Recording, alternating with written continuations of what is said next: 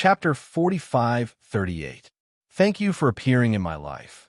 But don't leave so easily. It wasn't easy for me to fall in love with a brother like you. Are you going to abandon me for no reason? Yu was a little agitated. Mui-chin, can you work harder?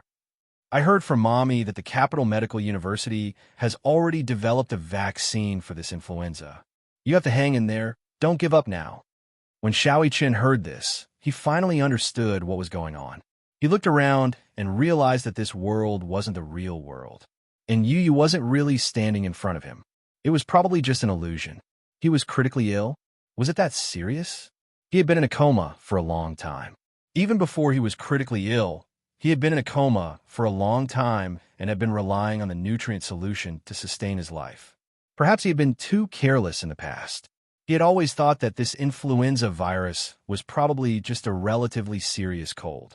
When it worsened and became infected with pneumonia, Xiaoi-chin, who was optimistic by nature, didn't take it seriously. He felt that he would definitely be able to survive this dangerous period. He believed that he was the chosen one, and that God wouldn't make things too difficult for him. Otherwise, he would still be able to easily turn danger into safety after walking through danger so many times. This was just a test. However, the deterioration of his condition was contrary to his optimistic thinking. Gradually, he even needed to use a ventilator to prevent himself from suffocating in his sleep, from being monitored for 12 hours to 24 hours a day, and later, from being able to ingest liquid food to only being able to use nutrient solutions to maintain vital signs.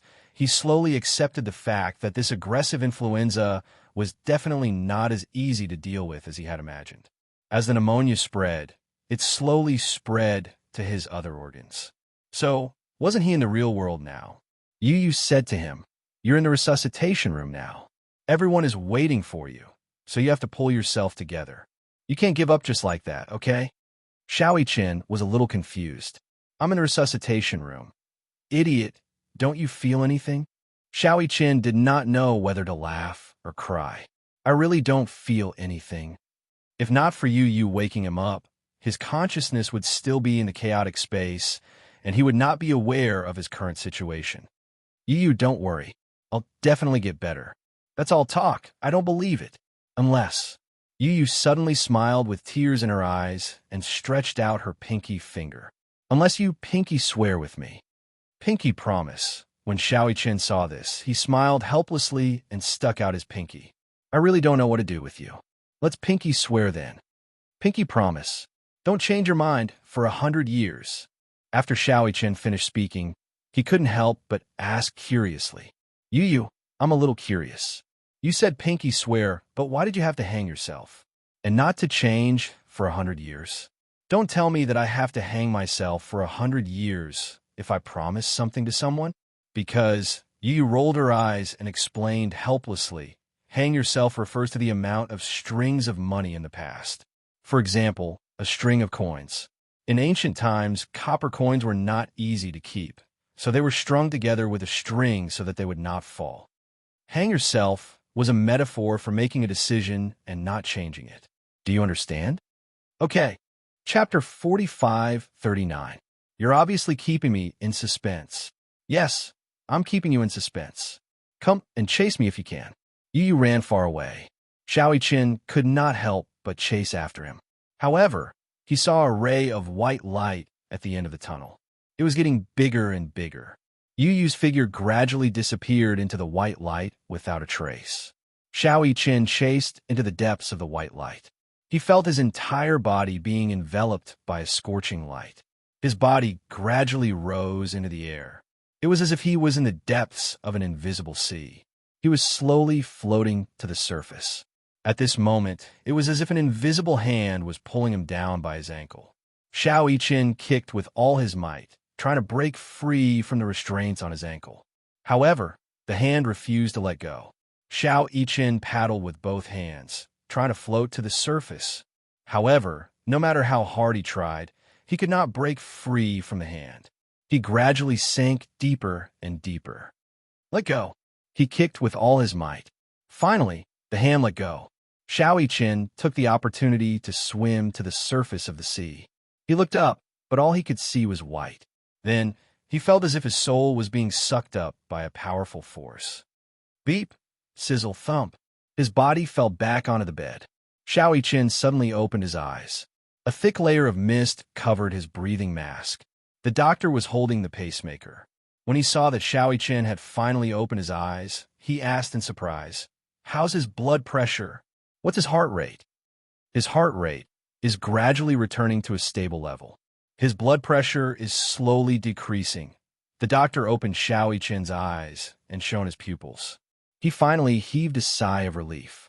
"Little guy, you gave us all a fright. Don't make such jokes in the future. It's a miracle that he woke up. He's already been in the jaws of death for a few rounds." The other side refused to take him in, so he had to come back. Xiao Yiqin's life was finally out of danger. The atmosphere in the operating theater gradually relaxed. "Don't scare us like this again. You know, you're the little celebrity of our quarantine zone. No one wants anything to happen to you." One of the nurses who doted on Xiao Yiqin the most walked over and gently tugged at Xiao Yiqin's hand. "That's right, Xiao Yiqin. Promise us, okay? Once the vaccine is out, you'll be able to leave this place safely." Xiao Yiqin was extremely weak. He struggled to break free from the hands of the Grim Reaper, using almost all of his strength. At this moment, he could only nod slightly. He did not even have the strength to open his mouth to speak. Outside the operating theater, the operating lights finally went off. Yu Yu's heart skipped a beat when she saw the lights go off. Yin Shishir was so nervous that she grabbed Muyaja's arm tightly, almost pinching it. Even though it hurt, Muyaja didn't say anything. He only cared about comforting her. Shishir, don't be so nervous. The lights are off. Where's Xiao Yiqin?" She was so scared. When the door opened, what she had been waiting for was a bed covered with a white cloth. "He won't. Don't think too much." Muyaja didn't know what the situation was, but the most important thing right now was to comfort Yin Shishir. "I'm fine. Don't worry about me." Yin Shishir actually comforted him. The door was finally pushed open. Chapter 4540. Yu Yu immediately rushed over. Yin Shishir and Muyaja also rushed over anxiously. The chief surgeon smiled when he saw how anxious they were and immediately comforted them. The surgery went smoothly. "Don't worry, Mu Yiqin is in good condition now." "Really?" Yin Shishir's voice became a little shrill because of her surprise. Yu Yu was relieved when he heard that Xiao Yiqin was fine. He took half a step back and gave Yin Shishir the spot closest to the bed. Since he knew that Mu Yiqin was in good condition, he was relieved. He was not in a hurry to take a look. Yin Shishir and Muyaja surrounded the bed. If it were not for the isolation suits, they would have given Xiao Yiqin a hug. It was strange. When he first met Xiao Yiqin, he could not accept him as an older brother at all. As they slowly got along, even though he accepted Xiao Yiqin as an older brother, deep in his heart, he could not accept that Yin Shishir had given half of her love for him to Xiao Yiqin. There was no such thing as sharing. Love was limited just like time. When you gave your love to another person, you would leave less for that person. Yu did not want anyone to share his mommy's love with him. But now, he hoped that Yin Shishir would give Xiao Yiqin more of her love. If it were not for this life and death experience, he would not have realized how important Xiao Yiqin was to him. He did not even realize that he was so afraid of losing Xiao Yiqin. In fact, he had opened his heart to Xiao Yiqin long ago. It was just that he could not bring himself to say certain things because of his dignity. Perhaps Xiao Yiqin also thought that he had not completely accepted him. This was because there were some things that others would not know if they were not said. There were some things that the loved one would never know if they were not said out loud. Moreover, he always said one thing and meant another. He clearly liked her, but said that he did not. He clearly loved her, but said that he did not love her. He clearly cared, but said that he did not care. He clearly hoped that Yin Shishir would love Xiao Yiqin more. But on the surface, he always pretended to be fighting with Xiao Yiqin for her love. Xiao Yiqin also misunderstood his words and actions. He thought that you cared more about Yin Shishir's love than him as an older brother. Thus, he was very sensible and mature. He withdrew the portion that originally belonged to him. Little Yiqin must be very lonely after all this time. He was still a child, so he should be more coquettish and unreasonable. However, he was so sensible and mature. He had a steadiness that was not expected of someone his age. Now, he had Yue Yao. Mommy's love was going to be cut off again. But Yu would work hard to fill the void that had existed for so long with his love. Unknowingly, his face was wet. Yu reached out to touch his cheeks, only to realize that he had been crying unknowingly. Perhaps it was because he was too emotional. He was too emotional because Xiao Yichen was safe and sound. He wanted to give Xiao Yichen a big hug.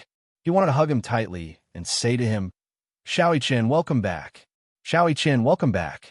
Chapter 45-41. At the same time, East Africa. Alice rushed to the hospital with a large team. She arranged the police around the hospital and entered the hospital with Hua Jin in disguise. Then, they sneaked into Gong Jie's room. In comparison, Gong Jie's room was relatively safe. However, outside the room, there was heavy security. The FBI had already monitored the entire room. Gong Jie was slightly injured. Although he had passed a critical period, when he was first sent to the hospital, if the wound had not been infected, the FBI would not have had the chance to do so. When injured in East Africa, the scariest thing was the plague and wound infection, as well as the complications after infection and inflammation. Because of the war, there were corpses everywhere. It was also because of these corpses that bacteria and viruses spread wantonly. Hua Jin had just walked into the ward when he saw Gong Jie leaning on the bed in full armor. He was pleasantly surprised. Gong. He had just said one word when he realized that he seemed to be overly excited and immediately restrained himself. Gong Jie did not expect that Hua Jin would suddenly appear. He turned his puzzled gaze to Alice. Alice whistled and quickly distanced herself. "It has nothing to do with me." He snuck in himself. Snuck in. Gong Jie was doubtful of this statement. Alice lifted Hua Jin's collar with a look of disdain, and the corners of her lips twitched. "Please, do you know how he snuck into the army?" He stole the mercenary uniform and combat bag, wrapped himself up tightly, and then openly snuck in. "I'm convinced that I didn't even notice." Gong Jie's expression turned ugly when he heard this. "What are you doing here?" Hua Jin casually made up an excuse. "I'm just here to take a look." "You came to a war-torn area to take a look?" Gong Jie snorted coldly. "If your words are posted online, you'll be called a brainless idol." Hua Jin heaved a sigh of relief. "I'm not a public figure anymore. There's no need for such taboos." When he was a public figure, he had to be on tenterhooks with every word he said. Every nerve in his body had to be stretched taut. Even when facing the camera, every word and sentence had to be prepared by the public relations company. Every word was very meticulous. If it was an ordinary person, even if they made a few jokes in private, it would be harmless and no one would take it to heart. As for public figures, their flaws and strengths will be magnified infinitely. Even if it was an unintentional mistake, he would be consigned to eternal damnation. After leaving the entertainment industry for so long, he still hadn't gotten used to such a relaxed lifestyle. There were no paparazzi following them in the dark, and there were no busy drafts. Gradually, they could speak as they pleased. Alice glanced at Hua Jin from the corner of her eyes and said helplessly, "Hey, do you have to be so arrogant? Why don't you just say that you're worried?" Hua Jin was still stubborn. "Who's worried?" When Gong Jie heard this, his tense, handsome face suddenly relaxed a little. "Oh, you're here because you're worried about me?" "No." Hua Jin denied flatly and glared at Alice. "If you talk nonsense again, you'll what?" Chapter 45-42. Gong Jie looked at Hua Jin with a teasing gaze. The latter whistled awkwardly. "She made it up." "Got it." Of course, Gong Jie could tell that he was lying to him. Hua Jin snorted in his heart. What? Wasn't this man fine? He didn't have a broken arm or a broken leg like he had imagined. He thought that Gong Jie was seriously injured and trapped in East Africa. But in the end, his leg was fine, and so was his arm. He didn't even know how to cry the tears he had prepared all the way here. If he had known earlier, he wouldn't have come. He would have taken such a big risk. But that was how he acted in a fit of pique. He heaved a sigh of relief when he saw that Gong Jie was fine and had only suffered some minor injuries. He did not know how serious his injuries were, but at least he was not in any serious condition for now. Nothing was more important than a person being fine. Outside the hospital, the FBI has deployed many people. According to my observation, the hospital is surrounded by more than 20 agents. As for how many are outside the hospital, I'm not sure. Alice and Gong Jie sat opposite each other. The huge ward was filled with mercenaries. Gong Jie furrowed his brows in frustration. They won't give up until they catch me. They've schemed so much just to bring you back to the Nuremberg military court. I think those judges are already rubbing their hands and getting ready. If they can put you on trial, they can immediately retire with glory. That's not the problem. Gong Jie looked out of the window, thoughtfully. I'm only thinking about one problem now. Alice looked at him, in confusion. What's the problem? Gong Jie looked at her meaningfully. Do you still remember what day tomorrow is? Tomorrow. After he mentioned it, Alice was a little confused for a moment. That's right. Was tomorrow an important day? Alice raised her watch and looked at the date on it. She calculated tomorrow's date, but she couldn't think of anything important. Is there anything important tomorrow? Alice was at a loss. Gong Jie snorted in disdain and crooked his finger at her. Come here. Alice inched toward him curiously, but the man unceremoniously pinched her nose and flicked her forehead. It's my birthday tomorrow, dummy. Alice covered her forehead in pain, but when she heard Gong Jie say that tomorrow was her birthday, her eyes flickered a little. She slapped her forehead again. How could I forget? It's your birthday tomorrow. Maybe you haven't gotten over the jet lag yet. I think you don't care about this at all. Don't worry. Where's the present? Gong Jie opened his palm to her like a child, asking for a gift. Alice braced herself and replied, I didn't prepare a gift. Gong Jie cast a sidelong glance at her, clearly expressing his dissatisfaction. Behind them, Huajin looked at them silently. He felt that there was an indescribable chemistry between the two of them. It was said that the two of them had known each other for a long time and had gone through fire and water together. This kind of chemistry couldn't be cultivated overnight. Moreover, Alice had sacrificed so much for him. Because Gong Jie was infected with the virus, in order to save him, Alice used her own body to experiment on the vaccine. If it weren't for her, Gong Jie wouldn't have been able to survive the infection of the virus. And because her body was affected by the experiment, she lost her fertility. Chapter 45-43. She had never told him about it. Why? Was she afraid that he would feel guilty if he found out? Perhaps. She did not want this matter to bind Gong Jie for the rest of his life. If it were another woman, she might have told Gong Jie about this matter to make him feel guilty. This way, her love would become righteous. Then what if it was him? If he had sacrificed so much for someone, would he really remain silent? So far, the only person who could make him sacrifice without any complaints was Yun Shih. He had not dared to think that he would remove his cornea for Yun Shih. He had not dared to think about it before. He even thought that he would not do it. But now that things had developed to that point, he did it almost without any hesitation. Then, if the same thing happened again and the other party was Gong Jie, would he still do it? To be honest, he did not know if he could do what Alice did. Alice's love for Gong Jie was too heavy and too great. For Gong Jie, she personally brought people and came to East Africa to look for him regardless of the consequences. She loved Gong Jie so much. Why did she not confess to him? If Gong Jie knew about this, what would he think? Huajin was deep in thought when he heard Alice say, You're still thinking about a birthday present at this juncture? He came back to his senses and looked at Alice. However, he saw Alice looking at Gong Jie with a look of disdain. It's my birthday tomorrow. I'll have to trouble you. I'll celebrate it with you when we get back to the island. I want to celebrate it. Gong Jie even sighed. Originally, I wanted to rush back to celebrate my birthday with my sister. He was born on the same day as Yun Shih.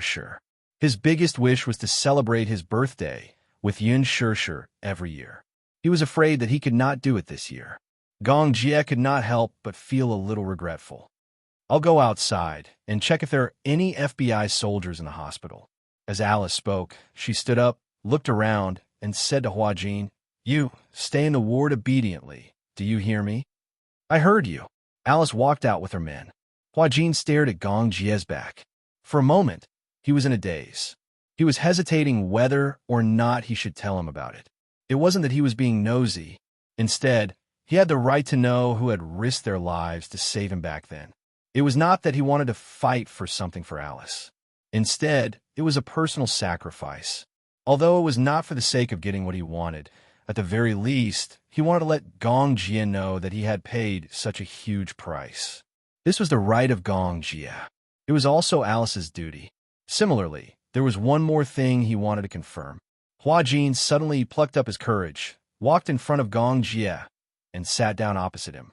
Gong Jia's knuckles, which were holding the teacup, stiffened. He looked at him in a daze. He had a feeling that he had something important to say to him. "What's the matter?" "I think that Alice is actually quite good." Gong Jia was speechless. This sentence, which came out of nowhere, did indeed stun him. "Yes, I know that she's quite good. What about you? How do you feel about her?" Hua Jin asked again. Gong Jia's lips twitched. "What do you mean by how do I feel about her? You've always treated her as a good friend?" Gong Jia pondered for a moment and then said seriously, "Rather than calling her a friend, it's better to call her a comrade." Comrade? Revolutionary friendship? Chapter 45-44. Hua Jin sat down opposite him. "I think that Alice is quite good." Gong Jia looked at him suspiciously. He didn't understand why he was suddenly telling him this. Hua Jin continued, "Alice may sound mean, but she has a sharp tongue but a soft heart." Gong Jia tapped the table lightly with his fingers. "Do you have something to say?" Hua Jin licked his lips. I have a feeling that you have something to say, but you're hesitating." "It's like this." Hua Jin took a deep breath and said, "I think that you owe her a thank you." Gong Jia was stunned. "You? Do you know why Alice is infertile?" Gong Jia suddenly stood up when he heard this. He grabbed his collar and frowned slightly. You know, he had always wondered why Alice would lose her ability to conceive for no reason. However, no matter how he asked Alice refused to answer. Gong Jia had also secretly investigated this matter. However, there was nothing fishy about Alice's infertility. If Alice was said to be a woman whose private life was more chaotic, then perhaps because she was too indulgent and had too many abortions, or perhaps because she hurt her body because of her promiscuity, then it would be a different story. Although Alice was very good at talking, in fact, her love and private life could be said to be a blank slate. It was impossible to say that she was infertile from birth. But as for the reason behind it, she had never mentioned it to her brother. Hua Jin knew the reason. Gong Jia couldn't help but feel agitated. He had always been troubled by Alice's infertility. Hua Jin saw that he was so nervous and asked, "Are you very concerned about her?" "Of course." Gong Jia became anxious and asked, "Don't you know? Tell me." Because Hua Jin gulped and asked again, "Do you remember that you were infected with the plague when you carried out a mission? Didn't you get infected with the virus?" Gong Jia said, "Yes." Hua Jin said, "At that time, in order to save you, she used her own body as an experimental specimen. Then, she planted the vaccine in her body. To be honest, I don't really understand this issue. However, I heard that he first implanted the virus into his own body and then experimented with the vaccine on her body. Fortunately, the experiment was very successful. However, because of the infection with the vaccine, the virus destroyed many of her body's skills, and she also lost her ability to reproduce. Although she won't completely lose her fertility, if she takes the risk of getting pregnant, there's a 99% chance that the fetus will be deformed." Gong Jia listened silently, and his eyes became darker and darker. She did that. She actually did this for him? No wonder. Back then, when he was infected with the virus, a vaccine for the plague that swept the entire impoverished country was immediately available. He only knew that Alice was one of the main researchers for this vaccine. However, he didn't know that she was the one who took the initiative and used her own body as an experiment. After the vaccine was developed, it had to be tested before it could be used. And Alice was willing to use her own body as an experiment for him. Gong Jia immediately let go of Hua Jin's collar and supported himself on the table, somewhat unable to accept this fact. Chapter 45-45. I want to say it too, but Gong Jia turned to look at her. "She didn't want you to say it?" This stupid woman. Gong Jie punched the table angrily. Who asked her to do this? She did it to save you. She didn't know that she would lose her fertility because of this experiment. After a pause, Hua Jin continued, but I think that if she were to go back and make a choice again, even though she knew that she would lose her fertility, I think she would still do it. Because Gong Jie's lips curled into a smile. She likes me. You knew. If I didn't know, I wouldn't be Gong Jie. It was just that he had always pretended not to know. He had tried to make it clear, but Alice didn't confess her feelings. He didn't have the right to say that. He even felt that he had gone overboard. Alice didn't express her feelings, but he still had to reject her cruelly. Alice didn't say anything, but she probably knew that he didn't have any feelings for her. In fact, both Alice and Gong Jie were very smart. Smart people could see through each other's feelings from their words and actions. If two people liked each other but didn't confess their feelings, then they must be idiots. But two people who admired each other were probably like magnets. They didn't dare to be separated by anything. Their admiration for each other would bring them closer and closer to each other. And two people who didn't love each other, even if one of them was wishful thinking, the other would only step back and drift further and further away. Hence, Alice could tell that Gong Jie didn't like her. He had already made it very clear. How could she not know what was good for her? Hence, she didn't tell Gong Jie about this because she didn't want this to become a burden for him. Alice had always thought that if Gong Jie was destined to not be her life partner, then she would be his family. She could always protect him. Anyway, love would eventually turn into family. She didn't want to hold him back. When she found out that Gong Jie liked Hua Jin, she was really gloating. This was her little selfishness. If the man she liked didn't like her because he liked other men, then she still had a chance to comfort herself. Gong Jie sat down at the table with a serious expression. She didn't tell me because she didn't want me to be grateful to her. Yes. Hua Jin rested his chin on his hand.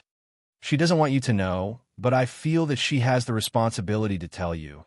And you have the right to know, don't you think? Thank you. After learning the truth from him, Gong Jie finally breathed a sigh of relief. When Alice finished patrolling the corridor outside the ward and returned to the room, she saw only Gong Jie in the room. She was surprised. Where is he? Where did he go? Gong Jie raised his head and looked at her deeply. Come here. Alice walked over with some hesitation. The corners of her lips twitched. Especially when she saw Gong Jie's serious expression, she felt even more uncomfortable. You? What's wrong?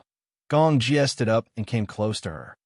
Let me ask you, is it because of me that you lost your ability to conceive? When Alice heard this, she froze on the spot as if she had been struck by lightning. I know everything. If Hua Jin didn't tell me about this, how long did you intend to keep it from me? Chapter 45-46. Alice didn't sound angry. Instead, she sounded powerless and helpless. She had been betrayed by Hua Jin despite trying so hard. She really didn't want Gong Jie to know about this matter. After all, this was a one-sided decision that she had made. Gong Jie wasn't responsible for it. Shouldn't I know the cause and effect of this matter? Gong Jie didn't think much of it. Why did you do that? I don't know. I just did it subconsciously, Alice said. At that time, it was also a spur of the moment. So, I want to hear the truth. Because Alice shrugged and said in a very relaxed tone, because I like you. I like you so much that as long as you're alive, I'm willing to pay any price. She was such a simple-minded person. Liking someone probably meant that she wanted him to be good. Actually, this wasn't selflessness. It was just purely she wanted him to be good. That was all. Alice hurriedly said, I didn't mean to hide it from you. I just didn't want to burden you and make you feel guilty because of this matter. Gong Jie said angrily, Do you think I'm worried about you? Or do you think I'll blame myself and feel guilty towards you because of this matter? You won't? Of course not. Alice actually heaved a sigh of relief. That's good then. It's not a big deal anyway. She was finally able to put down the huge rock in her heart. She was really relieved to hear that from her brother. Gong Jie looked at her relieved expression and, for some reason, felt tears welling up in his eyes. Earlier on, he had just said those words out of anger. However, he didn't expect that Alice's relieved expression would make him feel bad. Gong Jie took a deep breath and said, "This kind of thing can't happen again." "Okay, I also hope that there won't be a next time. Although it's not a big deal, it still took half of my life." Gong Jie finally couldn't hold it in anymore. His heart ached so much that he pulled Alice into his embrace. His throat was already slightly hoarse. "You should have told me about this earlier." Alice noticed that his shoulders were trembling slightly, and she couldn't bear to see him like this. "If I had known that Hua Jin's mouth wouldn't be reliable." "Forget it. I had originally planned to keep this matter from you, even if I were to die. But since you already know, spilled water could not be retrieved." Alice rubbed the back of his head helplessly. "Gong Jie, you still blame yourself for this, right?" Gong Jie did not say anything. Alice asked again, "Do you know why I never told you?" Gong Jie was still speechless. "Because," Alice said faintly, "I don't want you to treat me as your benefactor and feel grateful and guilty towards me. You should have told me. What's the point of telling you?" Alice shrugged. "Don't tell me that if I told you, my body would return to how it used to be. Or would I let you live the rest of your life with gratitude and guilt towards me? There's no need for that. It's not worth it." "It's worth it." His lips curled into a smile. "At the very least, I'll know who saved my life." Wow. After hearing that, shouldn't I be a little touched? But Alice finally couldn't help but say, "Is this the only time I saved you?" Gong Jie was speechless. "Previously, I saved you so many times, but you didn't seem to thank me much." Chapter 45-47. "That's different. All right, I got it." Alice sighed helplessly. "If you really want to thank me, please try your best to make yourself happier." Gong Jie was stunned. "Do you think I'm selfless?" Alice snorted mischievously. "Of course not. I just hope that you can be happier. At least, you can live a peaceful life. Be happy with Hua Jin. Love life. Love life. At least, don't let me down for saving your life time and time again." When Gong Jie heard this, he suddenly laughed helplessly. Finally, he let out a breath that was stuck in his throat. "Yes, I will." "That's good." Alice asked again, "Is there anything else?" Gong Jie looked at her silently. Alice really couldn't stand his deep gaze. She felt awkward and inexplicably sad. She hurriedly said, "If there's nothing else, I'm leaving." With that, she turned around and left the room as if she was fleeing. Until she was far away from the room and in the corridor, she leaned against the wall and heaved a sigh of relief. Unknowingly, her eyes turned red. If she could be more selfish, when Gong Jie questioned her about this matter, she would definitely take the opportunity to confess to him. She would say, "Gong Jie, I like you. I love you. It's because I love you so much that I risked everything to save you, even if I had to sacrifice my fertility." Or rather, "Gong Jie, since I sacrificed so much to save you, are you going to be responsible for me?" She could totally use this matter to ask for a reward. However, she couldn't seem to do it. She couldn't open her mouth. As a doctor, she couldn't make any mistakes during surgery.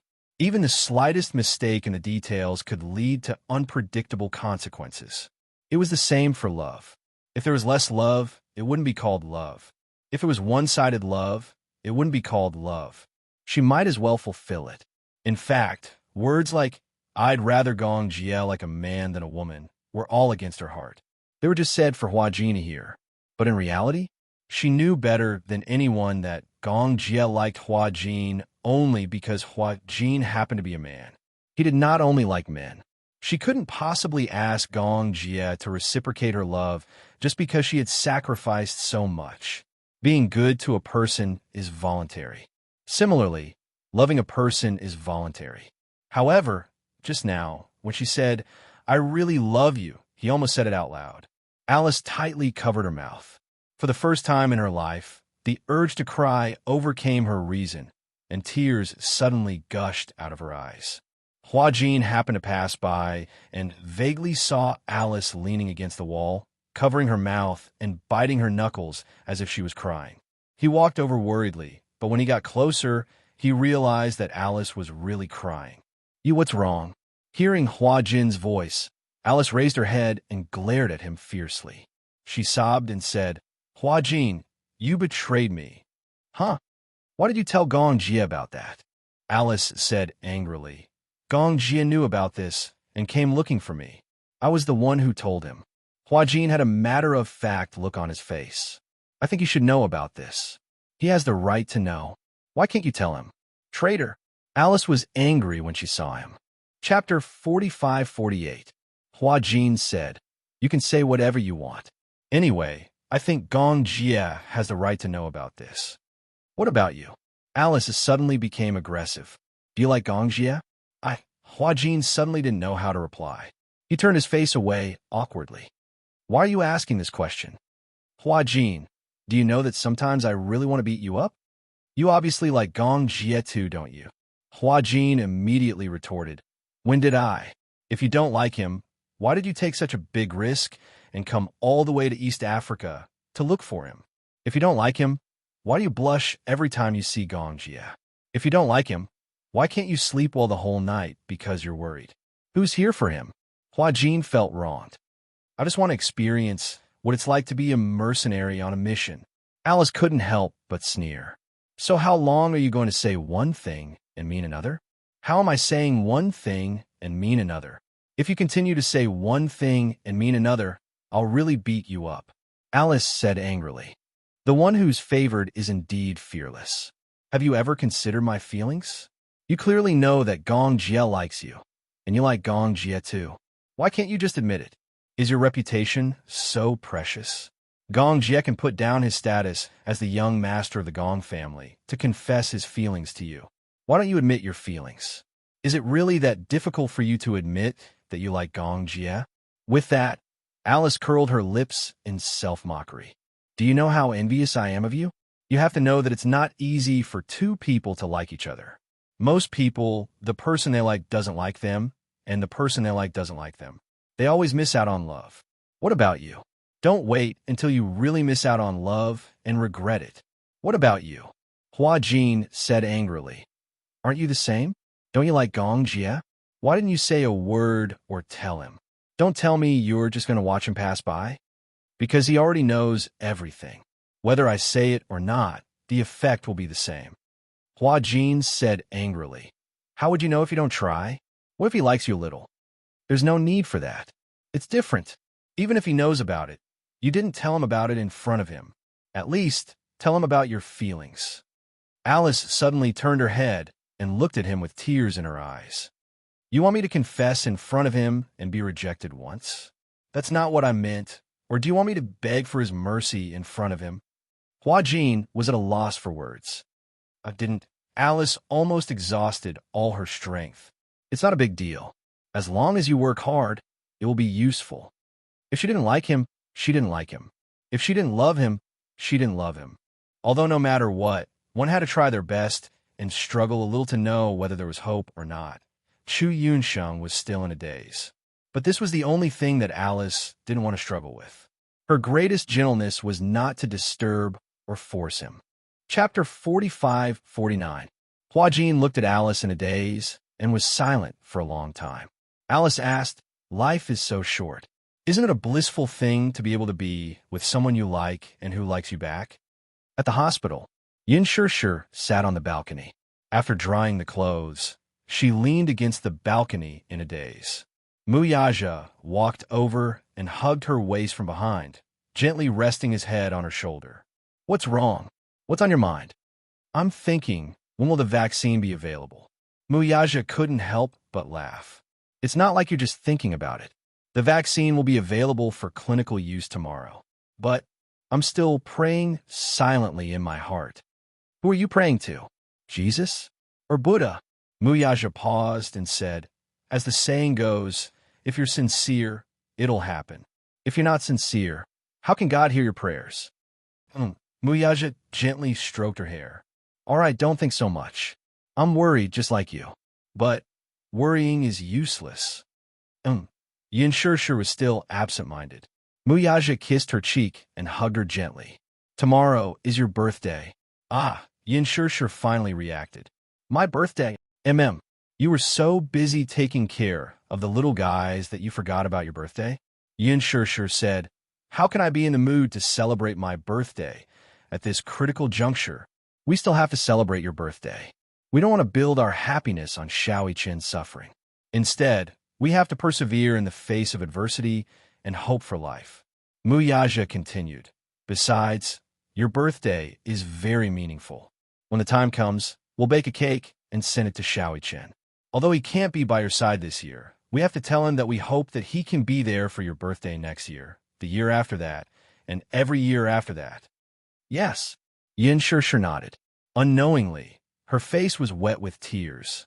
After returning home from the hospital, because she had not been home for a long time, the whole house was filled with a sense of loneliness. He hadn't come back for a long time, so much so that there wasn't even the slightest trace of life left. Yin Shishir hurriedly turned on the lights in all the rooms.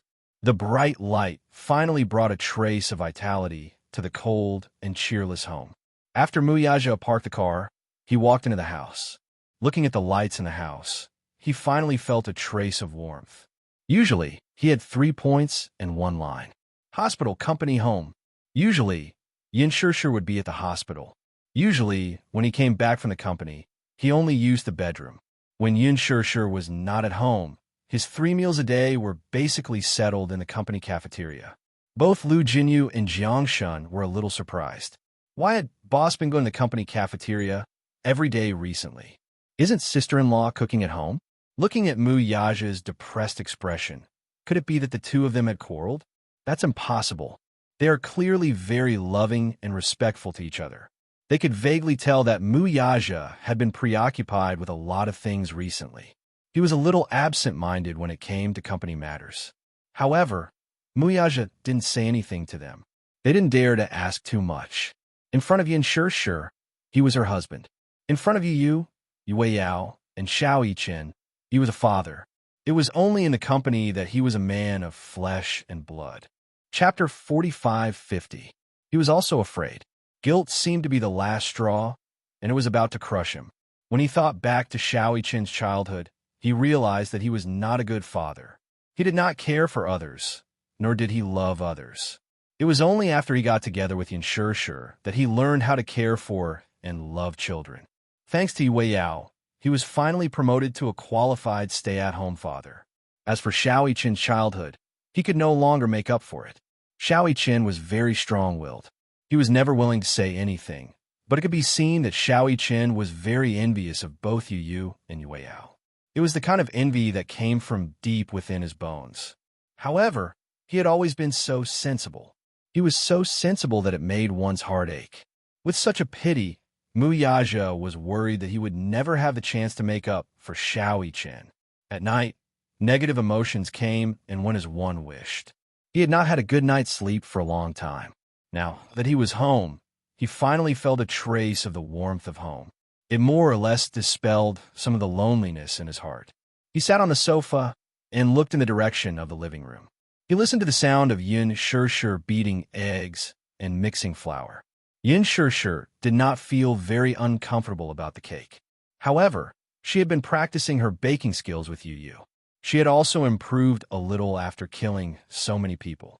After a while, she finished mixing the dough and made a cake embryo. Then, she put it into the oven. An hour later, the cake embryo was taken out. During this time, Yin Shishir had already prepared the condensed milk, mousse, chocolate, Oreo, cookies, and other ingredients. She smoothed the condensed milk and mousse bit by bit. When the final cake was out of the oven, Yin Shishir looked at the cake that was pretending to be perfect and called Muyaja over happily. Muyaja walked over and looked at the cake. He was very satisfied. Although my skills have deteriorated a little, it's still considered exquisite. I haven't made it in a long time. I'm indeed a little rusty. Yin Shishir dipped the remaining mousse on her finger and brought it to Muyaja's mouth. Here, try it. Muyaja took a bite and licked it. He raised his eyebrows in satisfaction. The taste is not bad, right? Yin Shishir was very pleased. At least this proves that you haven't regressed too much. Where's the packaging? Here. The two of them sealed the cake in a box and put it in the fridge. At night, he would not go to the hospital.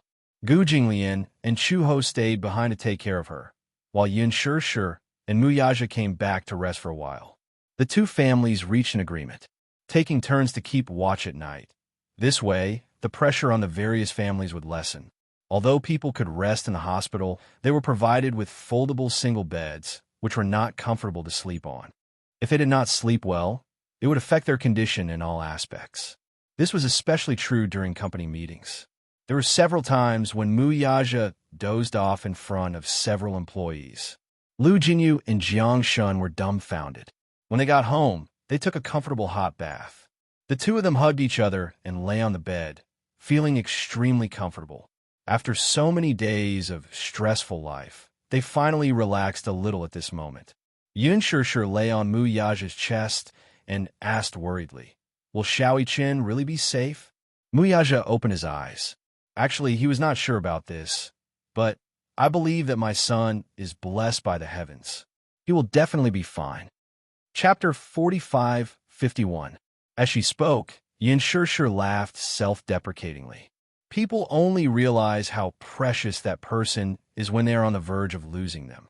Thinking back, Xiaoi Qin has always been very sensible. That day when he was critically ill, I was waiting outside the door and kept thinking about it. I feel like I owe him too much. In the future, there will be plenty of opportunities to make it up to him. I'm just afraid that there won't be any more opportunities. Don't say such things that destroy the morale of our own people. Mu Yaja paused for a moment and immediately comforted her. The vaccine has already been developed. Don't think too much. Don't let your imagination run wild. Go to bed early. Okay. Yin Shishir closed her eyes and lay on his chest. It was rare for her to sleep so peacefully. The next day, the sun was shining brightly. The gloomy weather for a few days finally came to an end. The sun was shining brightly and the weather was good. Yin Shishir woke up and drew the curtains. Receiving such warm sunlight, the gloominess in her heart finally dissipated a little. Yin Shishir woke up early in the morning and was busy in the kitchen. Besides the cake, she also had to prepare some dishes. Mu Yaja applied for leave and brought the cake to the hospital with Yin Shishir. Gu Jinglian and Chu Ho were a little confused when they saw that they came with the cake. "Whose birthday is it?" Yu immediately said, "Mommy's birthday?" I remember.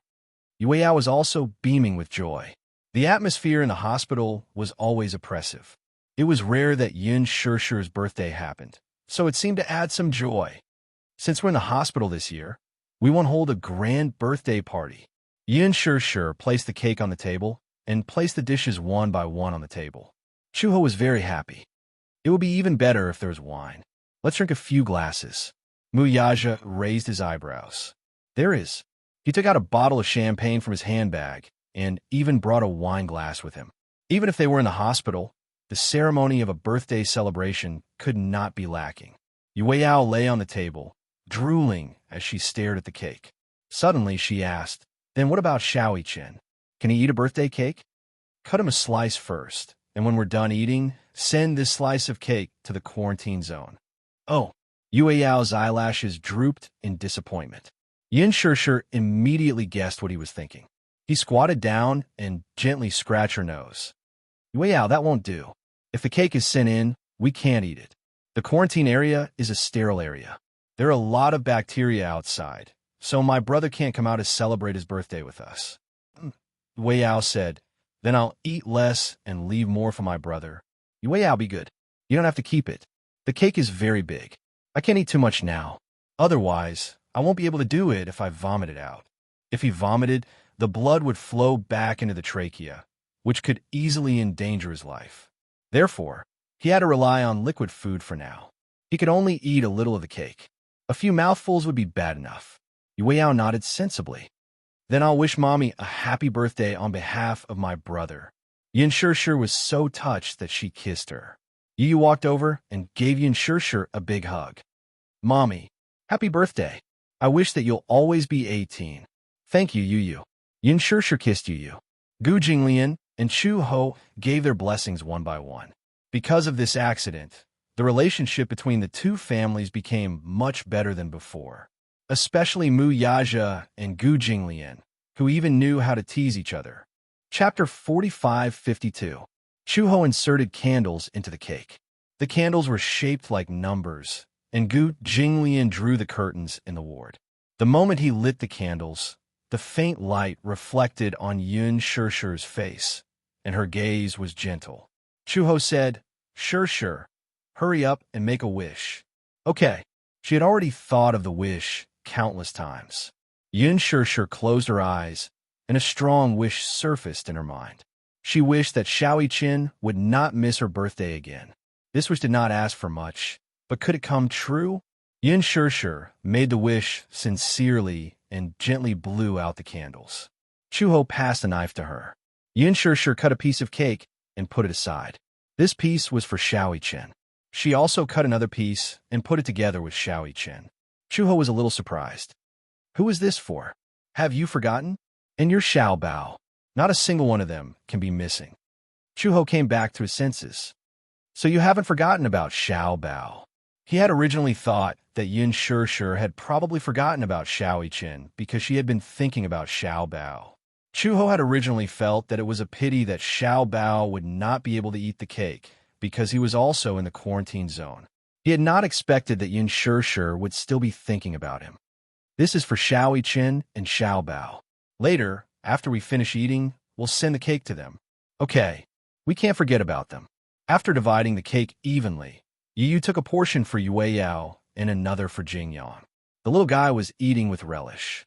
Although cake was not a rare thing, and the little lads have been living in good conditions since they were young, they were sick of eating all kinds of cakes. However, in such an environment, staying in the hospital for so many years, they had to eat nutritious meals. It was rare to have cake in such a boring diet, so it was considered a novelty. Yu even felt that this cake was the best thing he had ever eaten in the world. Yu raised the cake and asked, "Mommy, did you make this cake?" "Yes." "Wow." Yu looked at her with admiration. "This cake is probably the best thing I've eaten since I came to this world." Yun Shirshir, Muyaja could not help but say, "Is it? I feel that my cooking skills haven't changed. You've been eating nutritious meals in the hospital all this time. It's a rare occasion you get to eat cake, so you think it's delicious." Upon hearing this, Yu thought about it for a while. Then he complained to Yun Shirshir, "Mommy, Daddy said that your cake tastes awful." Muyaja resisted the urge to hit him. "Did I say that? You're trying to drive a wedge between us." "That's right." Yu said eloquently. "I said that Mommy's cake is delicious, but Daddy said that I've been eating too much nutritious meals in the hospital, and that's why I've lost my sense of taste." Yun Shirshir looked at Muyaja meaningfully. Muyaja explained, "That's not what I meant, but it sounded like that to me." Chuho's tone was as if he wanted to see the world in chaos. Muyaja opened his mouth, but could not say a word. Gu Jinglian also nodded seriously. "Don't explain. Any explanation is a cover-up." As Yue Yao ate the cake, Musi's mouth was full, but he still nagged, "If Daddy doesn't like Mommy's cake, then Daddy shouldn't eat it." Chapter 45:53. Yue Yao was not angry. Instead, she enjoyed Muyaja feeding her personally. Yu was amused by Yue Yao. "Haha, it's best that Daddy doesn't eat. This way, Yue Yao can eat more, right?" Yue Yao finished a piece of cake in the blink of an eye. Then, she turned to look at Muyaja and opened her mouth wide again. Everyone couldn't help but think of a baby bird waiting to be fed. They straightened their necks and opened their mouths wide, waiting for their mother to feed them. Muyaja patiently fed her a small piece of cake. Delicious. Yu Yao happily swayed her head from side to side as she ate the delicious cake. When everyone saw this, they couldn't help but smile. Gu Jinglian's eyes were fixed on her. Chuho saw him staring blankly and couldn't help but nudge him on the shoulder. "Why are you staring at someone else's daughter?" Muyaja was shocked when he heard this. He quickly shielded his precious Yue Yao and looked at Gu Jinglian warily. "What are you doing?" Gu Jinglian was caught red-handed and turned his handsome face away awkwardly. Chuho laughed. "I think someone is envious. Envious of having a little princess." Yin Shirshir was surprised. "Hey, didn't you have twins?" "Jinglian, where's your Qianqian?" At the mention of Qianqian, Gu Jinglian's usually arrogant face was filled with disappointment. Chuho laughed even harder when he heard this. "Qianqian is not close to him. Not close." Yin Shirshir looked at Gu Jinglian, who was secretly sulking in surprise. She then turned to look at the father and daughter, who were snuggling happily in Muyaja's arms. She could not believe it. This daughter must be the closest to her father. As soon as she said this, the atmosphere in Gu Jinglian's corner became even gloomier. He took a bite of the cake and said nothing. Chuho said helplessly, logically speaking, that's what they said. However, Chan has also grown up a lot. She can call her mother, brother, and Uncle Fu. She can recognize everyone except for Jinglian. She cries for me to carry her as if Jinglian is a demon king. Yin Shishir's mouth twitched when she heard that. Wasn't that right? Wasn't Gu Jinglian the great demon king himself? Could it be that his killing intent was too strong? After all, in the past, a simple stomp of the Gu family's feet could cause a bloodbath. Gu Jinglian was ruthless. It was said that the more powerful a person was, the more murderous he would be. Children, on the other hand, were very intelligent. Normally, when they saw someone with a strong murderous aura, they would cry out of instinct. No wonder Chan was no longer close to Gu Jinglian. Yin Shishir only comforted her. Jinglian, it's okay. The child is still young. When he grows up, he'll naturally be closer to you. Gu Jinglian didn't know if he should nod or sigh. He asked, was Yue Yao close to his father since he was young? That's different. How is it different? Yue Yao was taken care of by Yaja since he was young. At that time, I was not in good health after giving birth, and he couldn't bear for me to tire myself out. He did everything personally for Yue Yao, including breastfeeding him. When Gu Jinglian heard this, he said indignantly, haven't I done enough personally? Chu Ho said, did you take care of the two little guys as well as I did? I cried whenever I got close to them. I couldn't help it. This means that they're afraid of you. There's no choice. Your daughter isn't close to you. Gu Jinglian was furious. That might not be the case when she grows up. Maybe when she grows up, she'll still be close to me. Just like Yue Yao, she's closest to her father. Chapter 45-54. Yu proudly hugged Yue Yao's shoulders. I'm the one closest to Yue Yao. Yue Yao likes me the most, right? Yue Yao's innocent eyes darted around, and she immediately slapped her face. No, Yu was speechless. Everyone laughed. Ha ha ha. Yu felt a little wronged. She reached out and pinched Yue Yao's face. She was angry at her heartlessness, but she couldn't bear to hit her too hard. She only asked eagerly, didn't you say that you like Big Brother the most? Not anymore. As Yue Yao spoke, she looked at Jing Yang and said in a childish voice, I like Big Brother Yang Yang the most now. Yu looked at Jing Yang resentfully. Indeed, during her stay in the hospital, Yue Yao and Jing Yang's relationship was the best. It was so good that it angered both humans and gods. He had been jealous more than once. But because of Xiaoi Qin, he had been very worried and neglected to take care of Yue Yao. Because Big Brother Yang Yang plays with me. Yue Yao said, I like to play with Big Brother Yang Yang the most. Feeling the sharp stab in his back from Yu's angry glare, Jing Yang was so scared that he buried his head and ate the cake. He acted as if he was an outsider who didn't know anything and looked innocent. Ha ha! Everyone laughed, even more unbridled. No matter who it was, even Yin Shishir, it was rare to see Yu get snubbed like this. Moreover, it was at the hands of Yue Yao. However, even so, Yu still couldn't bear to be angry at Yue Yao. She looked at Jing Yang with hostility, but when her gaze returned to the back of Yue Yao's head, it was full of tenderness. He gently rubbed Yue Yao's black hair and said dotingly, anyway, no matter who Yue Yao likes the most, I will always dote on Yue Yao the most. Brother Ichin dotes on Yue Yao too. Yue Yao pouted. At the mention of Xiaoi Qin, she felt a little disappointed. Yue Yao, when will you be able to see Big Brother? Yue Yao misses him so much. Although her tone was full of dejection and grievance, she did not stop eating the cake. Everyone stared dumbfoundedly at Yue Yao, who was happily eating the cake, but was also worried about Xiaoi Qin. For a moment, they didn't know whether to feel sad or laugh. Yu comforted her. Brother Ichin will recover soon. Really? Yue Yao's eyes sparkled when she heard this. She bit on her cake spoon and looked up at Yu. What about us? Are we almost done? You'll be fine if you eat more. All right. When she heard that she would be fine after eating more cake, Yue Yao ate even more happily. Yin Shishir was a little worried. Will you gain weight if you eat like this? After all, there was so much sugar and calories in the cake. Yueyao had standard baby fat. Her face was chubby, and with a pinch, all her fingers could pinch was meat. It was soft and tender, but there was no meat on her body. Her stomach, however, would bulge like a little ball every time she finished eating. Yu hugged Yueyao lovingly. Such a small, glutinous ball even had a strong, milky fragrance on her body. He had a feeling that this little sister was made of milk. She had clearly been weaned for a long time, but the milky fragrance on her body was still there. Everyone looked at each other and sighed. Only 2 people were missing from such a joyous and harmonious scene. The 2 cakes were carefully kept and sent to the quarantine area by the nurse. Chapter 45:55. A cake? Xiao Bao asked the nurse. Whose birthday is it? Mui Chin's mother. It's her birthday today, so she said that she can't leave you guys behind.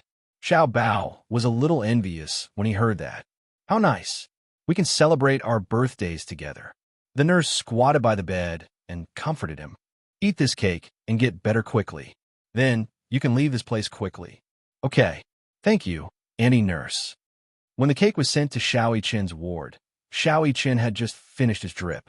When he saw the cake, he immediately remembered that it was Yin Shishir's birthday today. He had been isolated all this time, so he didn't know that the date outside had changed.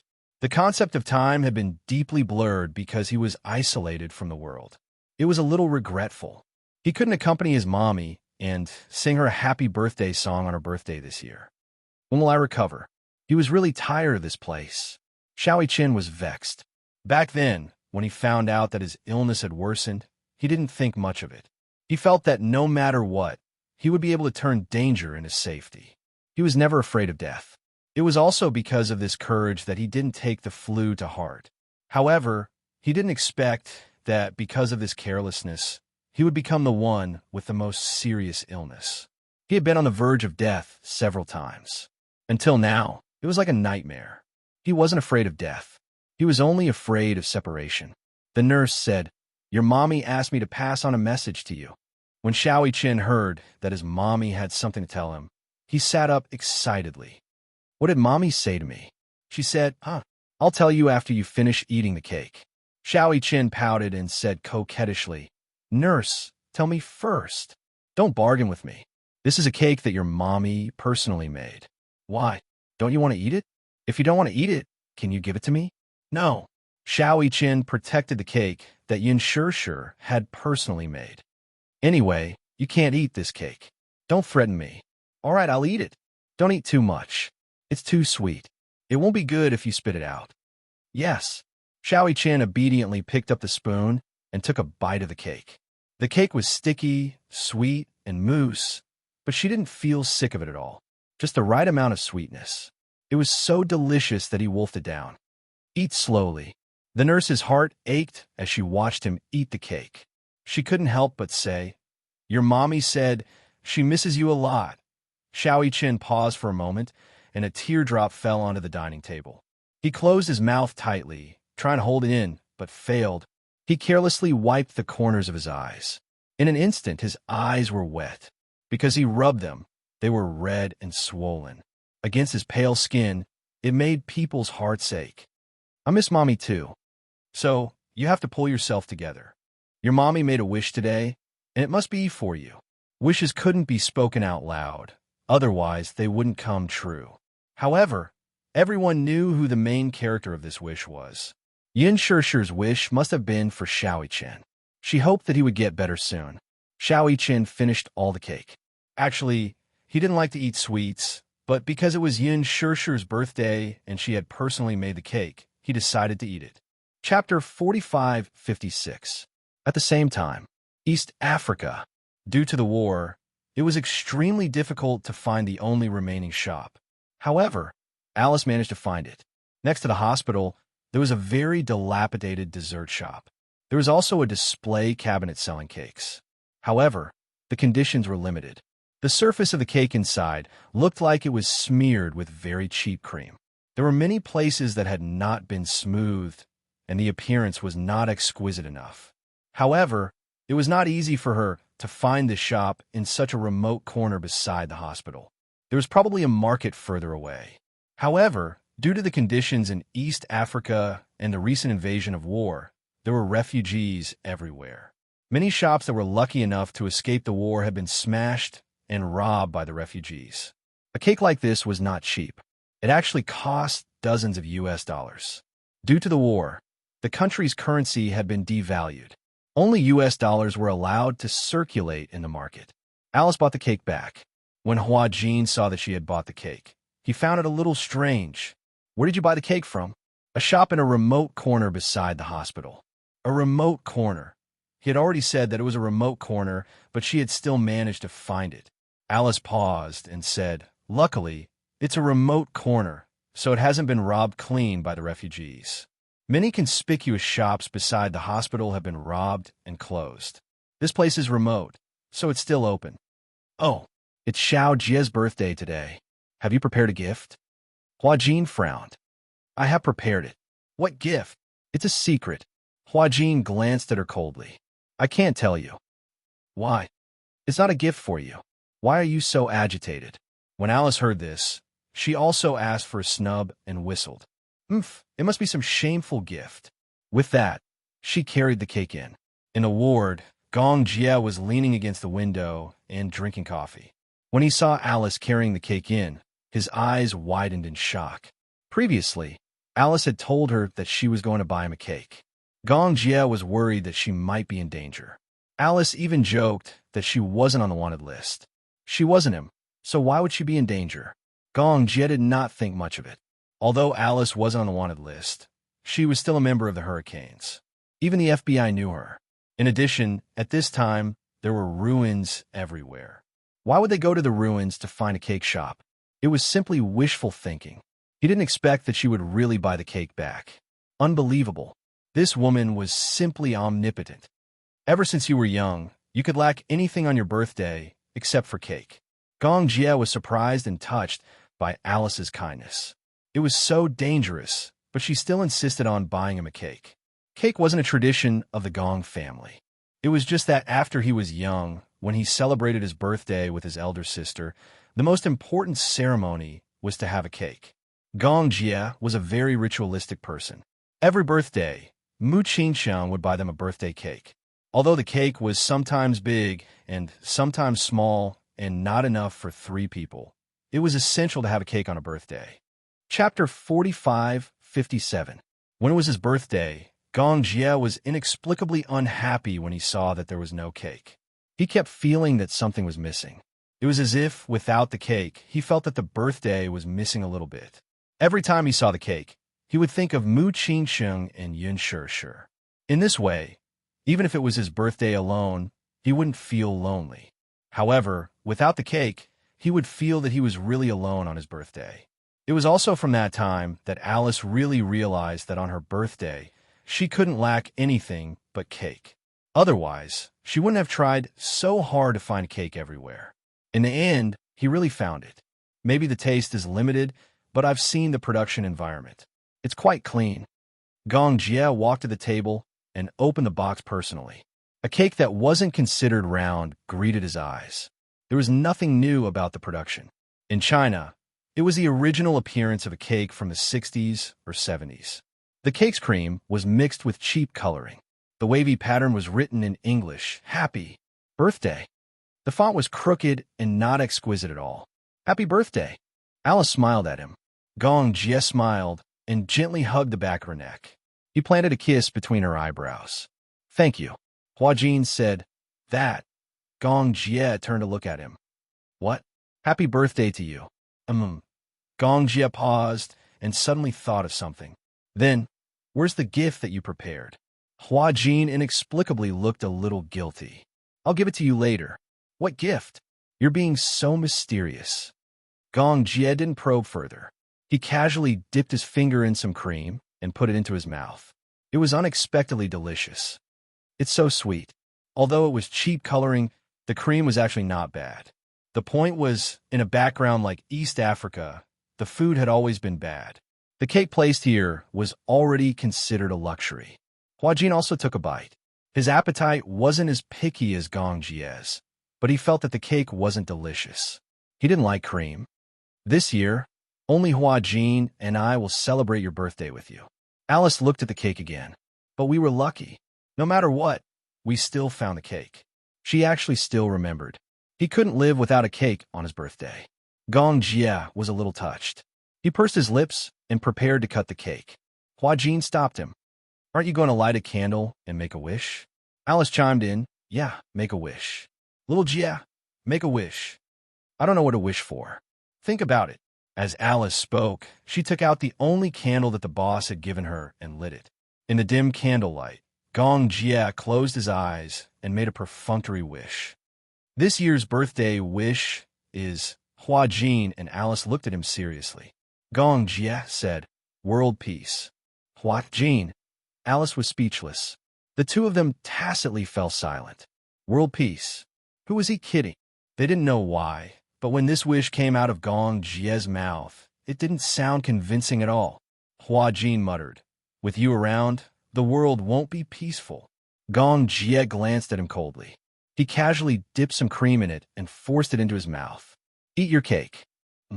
Chapter 4558.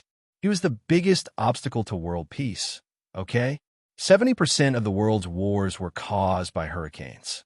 How dare he wish for world peace? When Gong Jie heard this, he glared at him fiercely. Hua Jin suddenly felt guilty and cowered. He quickly raised his wine glass and toasted him. Cheers! That sincere expression of his seemed to be trying to curry favor with him. Gong Jie did not stoop to his level. Alice also poured a glass of wine and clinked it with his. Xiao Jie, I'll toast to you. Okay. Unknowingly, half a round of drinking had passed. Alice and Gong Jie had good alcohol tolerance, but tonight, the two of them had finished 12 bottles of champagne. Whether it was Gong Jie or Alice, they were both a little drunk. In the end, they were no longer drinking for the sake of drinking, but for the sake of their lives. Gong Jie was still a little sober, but Alice was already beyond drunk. She pointed at Gong Jie, wanted to take advantage of the night to compete with him. Hua Jin could not help her up, so he had no choice but to contact other people. Only then did they drag Alice away.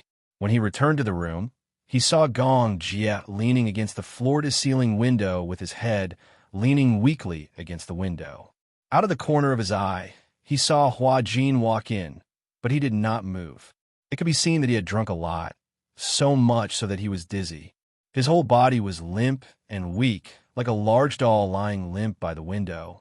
Hua Jin walked over and stretched out his hand, wanting to help him to the bed. However, Gong Jie suddenly looked at him childishly, spread his hands, and pursed his lips. He actually had a hint of coquettishness. What? Where's my present? Gong Jie said eloquently. It's my birthday today, and you didn't prepare a present for me? What present do you want? I don't care, I want a present. Gong Jie began to lose his temper. If you don't give me a present, I won't remember. All right, I'll give you a present. Get up first. Hua Jin was half joking and half fawning. His strength was limited, and drunken people were always scoundrels, so he couldn't do anything to him. Thus, in desperation, Hua Jin tempted him with a birthday present. If you lie down on the bed obediently, I'll give you the birthday present I prepared. When Gong Jie heard this, he smiled meaningfully. You're lying. You didn't prepare a gift for me at all. Gong Jie was suddenly very angry. You didn't even know my birthday. How is that possible? Of course I know your birthday. He always remembered Yun Shishir's birthday, and Yun Shishir's birthday was naturally Gong Jie's birthday. He wouldn't make a mistake. He had always remembered Gong Jie's birthday. I promise you, as long as you lie down on the bed, I'll give you your birthday present. When Gong Jie heard this, he really stood up obediently. With Hua Jin's support, he finally walked to the side of the bed and sat down heavily. The soft bed collapsed slightly.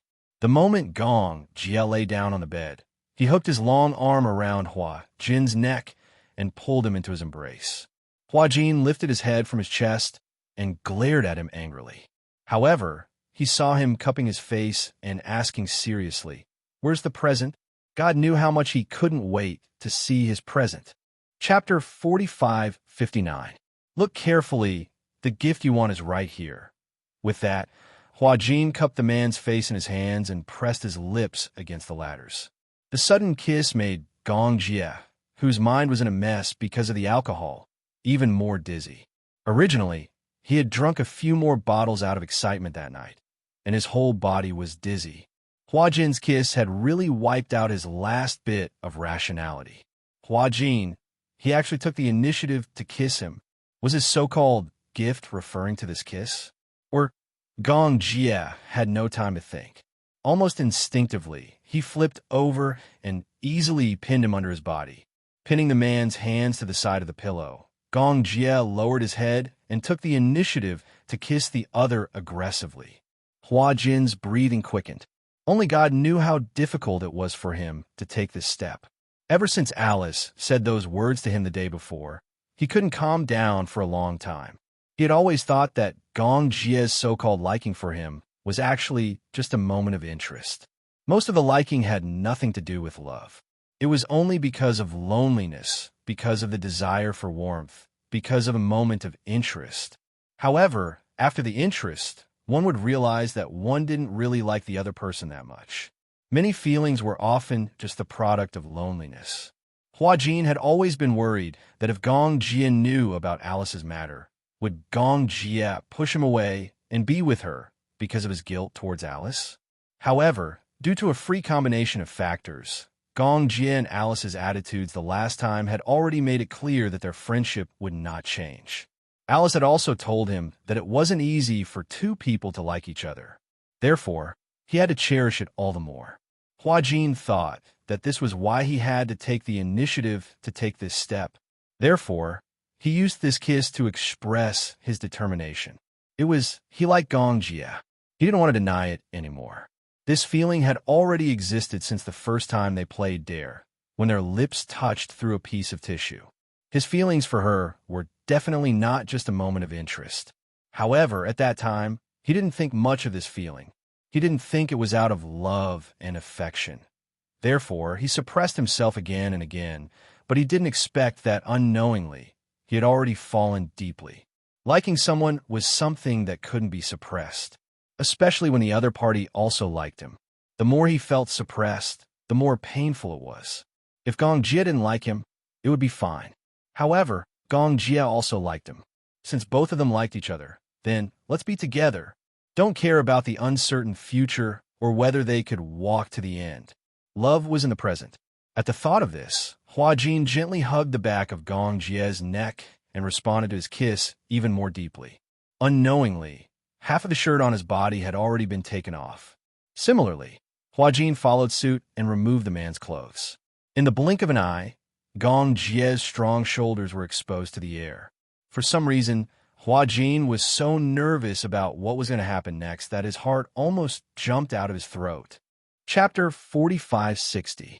Gong Jie suddenly lowered his head and whispered into his ear, "There's something I wanted to say to you for a long time." What I want. Gong Jie gently lifted his chin and kissed him gently. "I want you." This impulse had been brewing for a long time. Huajin was slightly startled. However, because of his frantic kisses, he could no longer think independently. The night was dreary. In the room, it was charming and gentle. When Huajin woke up again, the sky was dark as ink. Beside him, he could hear Gong Jie's heavy breathing. He drank too much. It was lucky that he did not vomit. When he wanted him, he did not know the main points and did not know how to do it. He heard him several times. It was like the end of the war. Other than enjoyment, it was more for him to vent the emotions that he had been suppressing. His suppression, Gong Jie's suppression, in the end, turned into energy that filled his body and was injected into the other party's body. When Huajin opened his eyes, he felt as if his whole body was filled with cement. He was stiff and could not move. Even when he raised his hand, he felt that his arm was extremely heavy. So thirsty for water. He felt as if the blood in his body had solidified. After much effort, he finally supported his body and got up from the bed. He turned over and got off the bed. When his toes touched the ground, it was as if there was an electric current flowing through his waist. He staggered, his legs went soft, and he fell to the ground. It was so painful. Why did it feel as if his waist had collapsed? It was sore and painful. Most importantly, his tailbone, in particular, was extremely sore. Huajin wanted to cry, but had no tears. He supported himself on the bed and stood up with difficulty. He walked to the table, but could not find water. He walked weakly to the cabinet and poured some cold water. He gulped down a few mouthfuls of water to finally relieve his thirst. He held the glass of water and walked to the window. Through the window, he looked not far away. Even though it was far away, he could vaguely see the ruins filled with smoke. Wreckage was everywhere, as if it was the scene after the apocalypse. The whole of East Africa felt like it was the end of the world. Behind him, there was the sound of Gong Jie turning over. Huajin turned around and saw that Gong Jie had turned over and fallen asleep again. He walked over to the bed and squatted down. The smell of alcohol from his breath immediately assaulted his nostrils. She didn't know what he was drinking. Huajin clearly hated the smell of alcohol, but the smell of alcohol on his body had a kind of orchid fragrance. He gently touched his face. He always felt that such a face, if placed in the past, would have been unreachable. It was within sight, but unattainable. He always felt that he and Gong Jie were people from two different worlds. Therefore, even if he liked her, even if he adored her, he would always carefully maintain a distance from her, not daring to get close.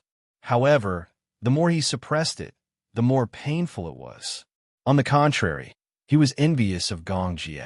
He liked someone and loved someone, and he was so open about it. He still remembered that he grabbed him by the collar and said to him, "Let's be together." There was no hesitation at all, no overcautious. There was no turning back. Huajin was envious of this carefree attitude. Now, he also tried to be carefree for once. The moment he poured out the feelings that he had been suppressing, his whole body felt much more relaxed. Chapter 45-61. 3 days later, Yun Shir, who had been waiting in the ward, finally received the good news. The first batch of the vaccine had been successfully tested. Xiao Chen was in the second batch of patients to receive the vaccine. She had heard the news from Chu Ho. During this period, Chu Ho had been following the news closely. Finally, after hundreds of trials, the vaccine had been successfully tested. Yun Shir could not contain her excitement when she heard the news. Yu was also in the ward. She had just taken her medicine and was a little drowsy. When she heard Chu Ho's words, she immediately sat up in bed. "Really?" Chu Ho nodded. "Yes, it's true. I've confirmed it repeatedly. If there are no accidents, the vaccination will start tomorrow. Xiao Bao is in the first batch, and Xiao Chen is in the second batch." "Really? That's great." She held Chu Ho's hand tightly. She was so excited that her whole body was trembling. Sure, you can rest assured now. The doctor said that if the vaccination is successful, Xiao Chen and Xiao Bao should be able to leave the quarantine zone very soon. Yin Sure nodded. However, because they are in the second batch, we don't know if there are any side effects. Yin Shure's expression became serious when she heard this. Chu Ho said anxiously, "I've done some research before. Before this, SARS, which is similar to the influenza this time, had wreaked havoc all over the world. However, after the vaccine was tested, although the patients recovered and were discharged from a hospital, because of the vaccine and the ferocity of SARS at that time, after the patients were discharged from the hospital, the side effects gradually appeared. At that time, due to the large use of hormones to suppress the disease, steroid drugs were used in large quantities for emergency treatment. The side effects of the hormones caused some of the patients femoral head necrosis, diffuse interstitial fibrosis of the respiratory system, and ischemic lesions and necrosis of the femoral head of the motor system. Even though they were saved from the disease, they spent the rest of their lives in pain. Yu took a deep breath when she heard this. As long as he survives, everything will be fine. No matter what pain there is in the future, I will accompany him through it. At most, I'll take care of him." He paused for a moment and continued. "However, this influenza is different from SARS. I've done my research on Xiao Chen's treatment plan. I've also analyzed the ingredients of the vaccine this time. There are no harmful ingredients in it. If you really want to list the side effects, it's probably that you'll lose a lot of weight for a long period of time. You'll lose a lot of nutrients because of your body's consumption. Yu spoke with fervor and assurance as he analyzed the situation logically. Chu was dumbfounded when she heard this. She stared blankly at Yin Shir and asked in disbelief, "How old is Yu?" 11 years old. Chu Ho was even more amazed. When she thought about Xiao Bao, who was about the same age as Yu, she realized that there would be no harm if there was no comparison. How did she raise a landlord's foolish son, while other people's sons were so smart? Anyway, as long as this vaccine can cure Xiao Qin, I don't care about anything else. Yu paused for a moment and said, "Even if his body is damaged because of the influenza, I'll take care of him for the rest of his life." Yin Shir hugged Yu and kissed his forehead gently. "Yu, good boy. Didn't you say that you've studied the ingredients and that there aren't many side effects?" Chapter 4562. Yes, but it's impossible to be foolproof. Even if there are any side effects, Xiao Qin still has us. Yin Shir was worried when she heard this. However, the vaccine was the best solution so far. Yu comforted her, "Mommy, don't worry. Although this is the first batch of the vaccine, we've already done a lot of safety testing.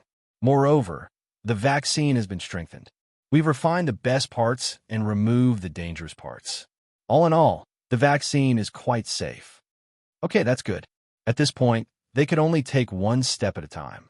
The vaccine had already passed the Phase I clinical trial, and Xiao Bao was in the first batch to receive the vaccine.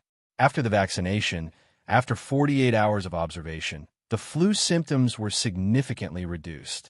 After the blood test, the virus was quickly brought under control.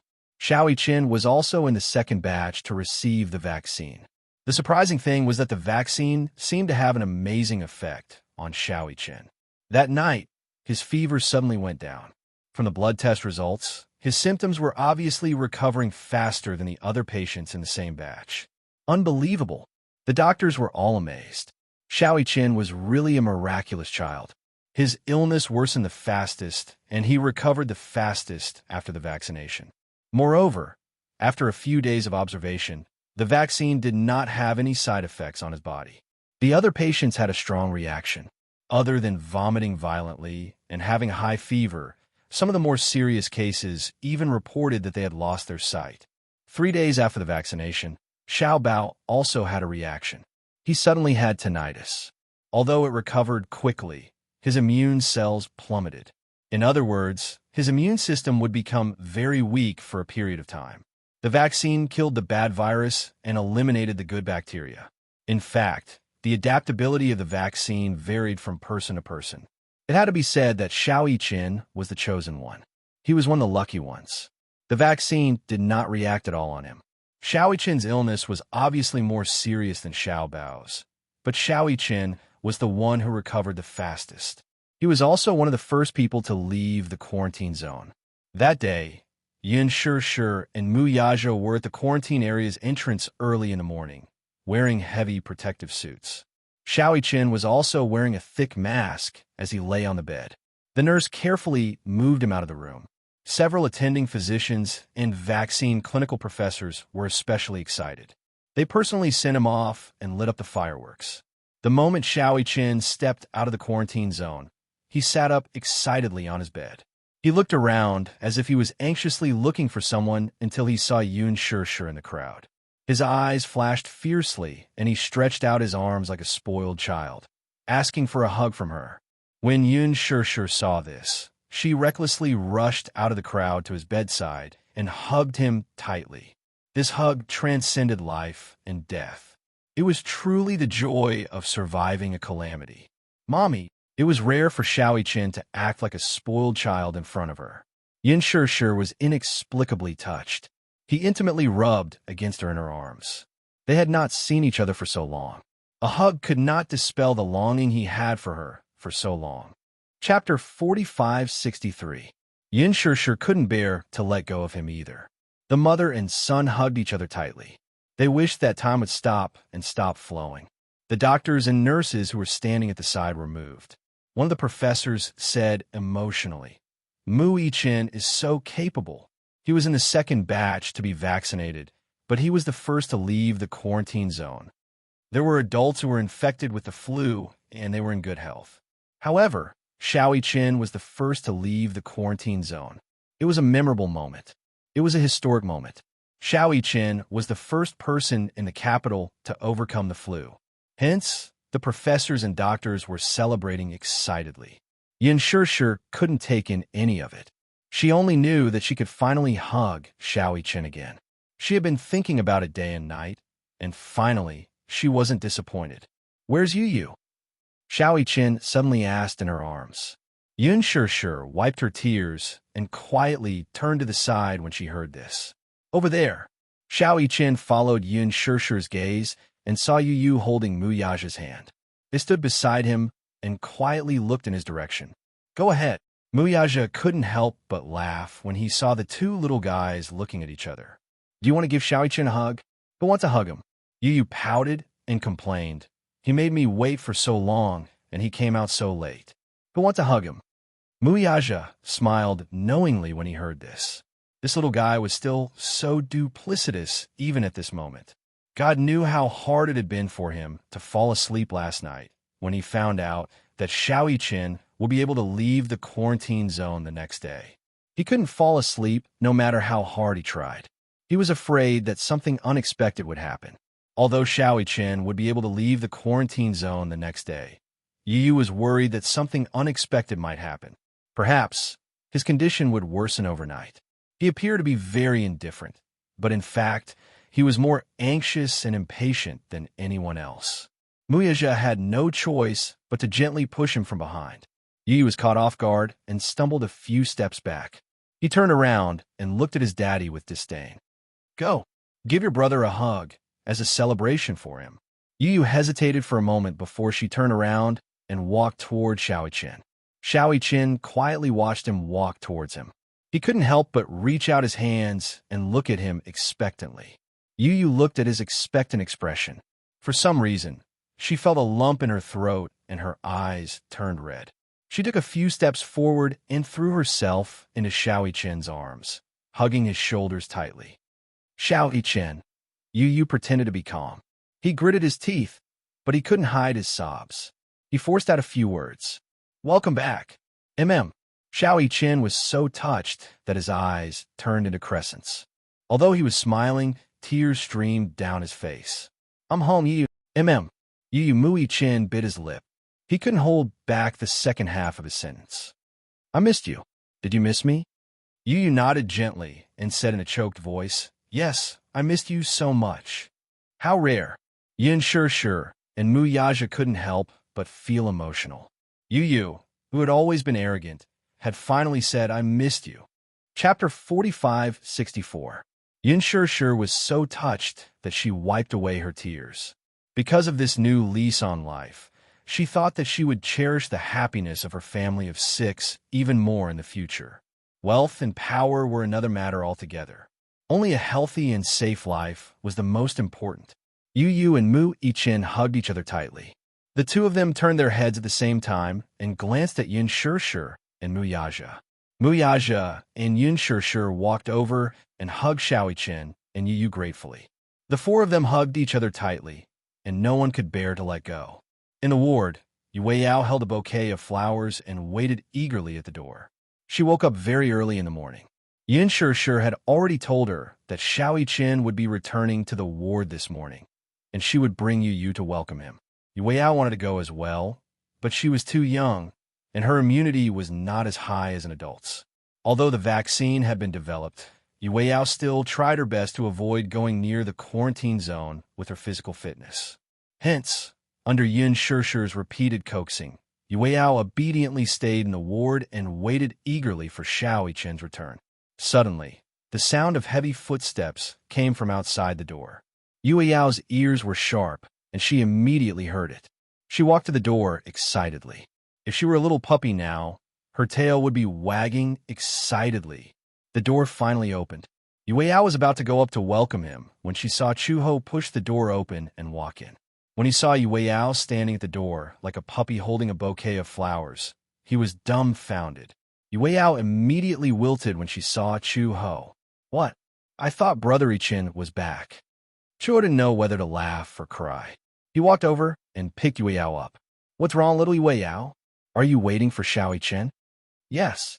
Mommy said that brother Chen is coming back today. When Yue Yao mentioned Xiao Chen, her face flushed red. She was obviously very happy. Chu Ho lovingly scratched the bridge of her nose. Sometimes, the more he looked at Yue Yao, the more he liked her. She thought that it would be great if Qian Qian could be as cute as Yue Yao when she grew up. Yue Yao was quite likable. She was obviously raised like a little princess, but she didn't put on the airs of princess. Don't worry, Xiao Chen will be back soon. Just as they were talking, Yin Shishir and Mu Yaja's voices came from outside the door. Sensing that her daddy and mommy were back, Yue Yao kicked her legs and said that she wanted to come down. Just as Chu Ho put her down, Mu Yaja pushed the door open. Yue Yao hurriedly walked over with the flowers in her hands. Suddenly, she bumped into the operating table that had just been pushed open. With a plop, she fell on her butt on the ground. Yin Shishir was shocked when she saw this. Just as she was about to walk over and carry her, she saw Yue Yao nimbly get up from the ground. She patted the dust off her butt and walked towards Xiao Chen. Brother! Xiao Chen was lying on the bed obediently. When he heard Yue Yao's soft voice, he struggled to sit up. He had just been vaccinated and was still recovering. He was weak in all aspects, so when he sat up, he was a little out of breath. Just as he sat up, he saw Yue Yao walking toward him with the flowers in her hands. Brother, welcome back. Xiao Chen was stunned. Chapter 45-65. Yue Yao finally peeked her head out from behind the bouquet. She was panting, but she insisted on handing the bouquet to Xiao Chen. Brother, welcome back. Moi. Xiao Chen was extremely touched. He knew that Daddy and Mommy would come personally to welcome him. Yu would also come personally to welcome him. However, he did not expect Yue Yao to look forward to his return so much. In the past, Yue Yao had despised him as her brother the most. He did not know why, but Yue Yao was not close to him. Usually, when everyone stood in a row in front of her, the first thing she would do was let Yu hug her. She would also let Gong Jie hug her. Then it would be Yin Shishir and Mu Yaja. After that, it would be his turn. However, he only realized now that he was so precious in Yue Yao's heart. Xiao Chen stretched out his arms and hugged the bouquet in satisfaction. Yue Yao blinked and smiled. Her face was round, and her eyes were like the moon. She seemed to have grown taller and thinner. He wondered if she had suffered a lot while he was not around. Knowing what Xiao Chen was worried about, Yin Shishir quickly explained, Yue Yao and you are in the 5th batch of vaccinations. The doctor said that they have already recovered, but to be safe, they can only leave after they have been vaccinated. Xiao Chen nodded and said, Indeed, by the 5th batch of vaccinations, their condition should have stabilized. The doctor said that if Yue Yao was older, she could have been vaccinated earlier. At her age, she could only be in the 5th batch. It is relatively safer for her. Okay. Xiao Chen lifted the blanket and was about to get out of bed. Yin Shishir immediately stopped him. Xiao Chen, the doctor said that you can't get out of bed yet. It's okay, Mommy. Xiao Chen smiled at her. Yin Shishir's heart softened, and she silently retreated to the side. Xiao Chen flipped over and got off the bed. The moment his feet touched the ground, he took a deep breath and held onto the bed to stabilize himself. He hadn't gotten out of bed for a long time. After lying on the bed for so long, he felt that his limbs were about to degenerate. Not only that, he had not exercised for a long time, and his various bodily functions had deteriorated. Every time he moved, his entire body would ache. Xiao Chen ignored his own body and opened his arms to Yue Yao with a smile. Good girl, Yue Yao. Let me give you a hug. When Yue Yao saw him get out of bed, she immediately went up to him and called out sweetly, Brother. He was so small, so how could he know anything? When he saw Xiao Chen calling for him, he immediately pounced over without hesitation. However, she pounced on him so enthusiastically that Xiao Chen, who was already weak, suddenly knelt on one knee on the ground. Yue Yao was frightened and immediately used all her strength to support him. She held onto his arm and hugged his waist. She looked as though she was about to cry and looked at Yin Shishir. Mommy, what's going on? Brother seems to be. Xiao Chen immediately tried to calm her down. It's okay. My legs are just a little weak. Yin Shishir looked at Mu Yaja worriedly. Muyaja walked over and helped him up. Is it because you haven't gotten out of bed for a long time? Is that why it's a little difficult to stand? Xiao Qin nodded reluctantly. With Muyaja's help, he finally stood up. Yue supported him from the side and placed his hand on her shoulder. Brother, support me. I won't let you fall. Chapter 45-66. Yue hugged his shoulders. Even though it was a little strenuous, she still used all her strength to support his body. Yin Shishir walked over and couldn't help but scratch Yueyao's nose with heartache. Brother, are you heavy? Yueyao shook her head and said, no. Jingyang watched from his side. Ever since Xiao Yichen returned to the ward, he had been hesitant. After hesitating for a long time, he clenched his fists and finally mustered up his courage. He carefully walked forward and asked with a smile, Brother Yichen, do you want me to help? Xiao Yichen glanced at him from the corner of his eye, and his face turned cold. Go away. Jingyang smiled. Okay. He tactfully walked to the side and sat on the bed aggrievedly. Yin Shishir and Chuho looked at this scene in a daze. For some reason, they didn't know whether to laugh or cry. It was obvious that Jingyang wanted to curry favor with Xiao Yichen. After all, he was Yueyao's brother. Especially since Xiao Yichen had finally returned from death's door and successfully received the vaccine, he naturally wanted to welcome him. In the end, Xiao Yichen especially disliked Jingyang. He and Yueyao were so close that Xiao Yichen was most upset about it. Therefore, he was unwilling to pay attention to Jingyang. As a senior Siscon, he still hadn't forgotten that Yueyao had neglected him and Yu for Jingyang. Yin Shishir didn't know whether to laugh or cry at Xiao Yichen's guarded look. Chuho whispered, Why do I feel that it will be difficult for Yueyao to get married in the future? Yin Shishir glanced at her and didn't react for a while. Look, Yueyao has two brothers who dote on her so much and a father who dotes on her. Whoever wants to marry Yueyao in the future will have to conquer these three men. It's enough for him to suffer. After Chuho mentioned it, Yin Shishir also realized it. She sighed helplessly. In our family, Yueyao is the most precious. I'm also worried that he won't be able to get married in the future. Yaja is still fine. When Yueyao was born, he was like a slave to his daughter. Now that I've brainwashed him, he's much better. However, those two guys, Yu and Xiao Yichen, won't let Yueyao suffer in the future. Yes, I really don't know if this is a good thing or a bad thing. Yin Shishir shook her head. It can't be anything good.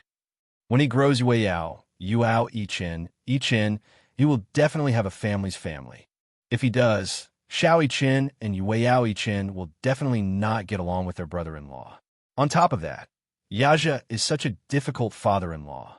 For some reason, after hearing Yin Shishir's words, Chuho suddenly sympathized with Yueyao's future husband. He's still young. When he grows up, perhaps it will be better. Yin Shishir shook her head. No, the older he grows, the deeper the bond between the three children will be. Actually, everyone has always felt that Yueyao Yichen and Yu is too dependent on Xiao Yichen and Yu. But in reality, Xiao Yichen and Yu are too dependent on Yueyao. Yueyao Yichen has a special meaning to them. A special meaning? Chuho didn't understand. What special meaning? Chapter 45-67. I understand now. Chuho continued. Actually, Xiao Bao feels the same way about Qianqian. However, he likes his younger sister very much, but he doesn't like his younger brother at all. Yin Shishir was surprised. Why? Maybe it's because the same sex attracts and the opposite sex repels. That was a perfect answer. Yin Shishir couldn't stop laughing. The atmosphere in the ward was joyous and harmonious. It had been a few days, and the ward had been gloomy. Now that Xiao Yichen was back, the cheerful atmosphere finally returned. When Xiao Yichen returned to the ward, he was still on the same bed.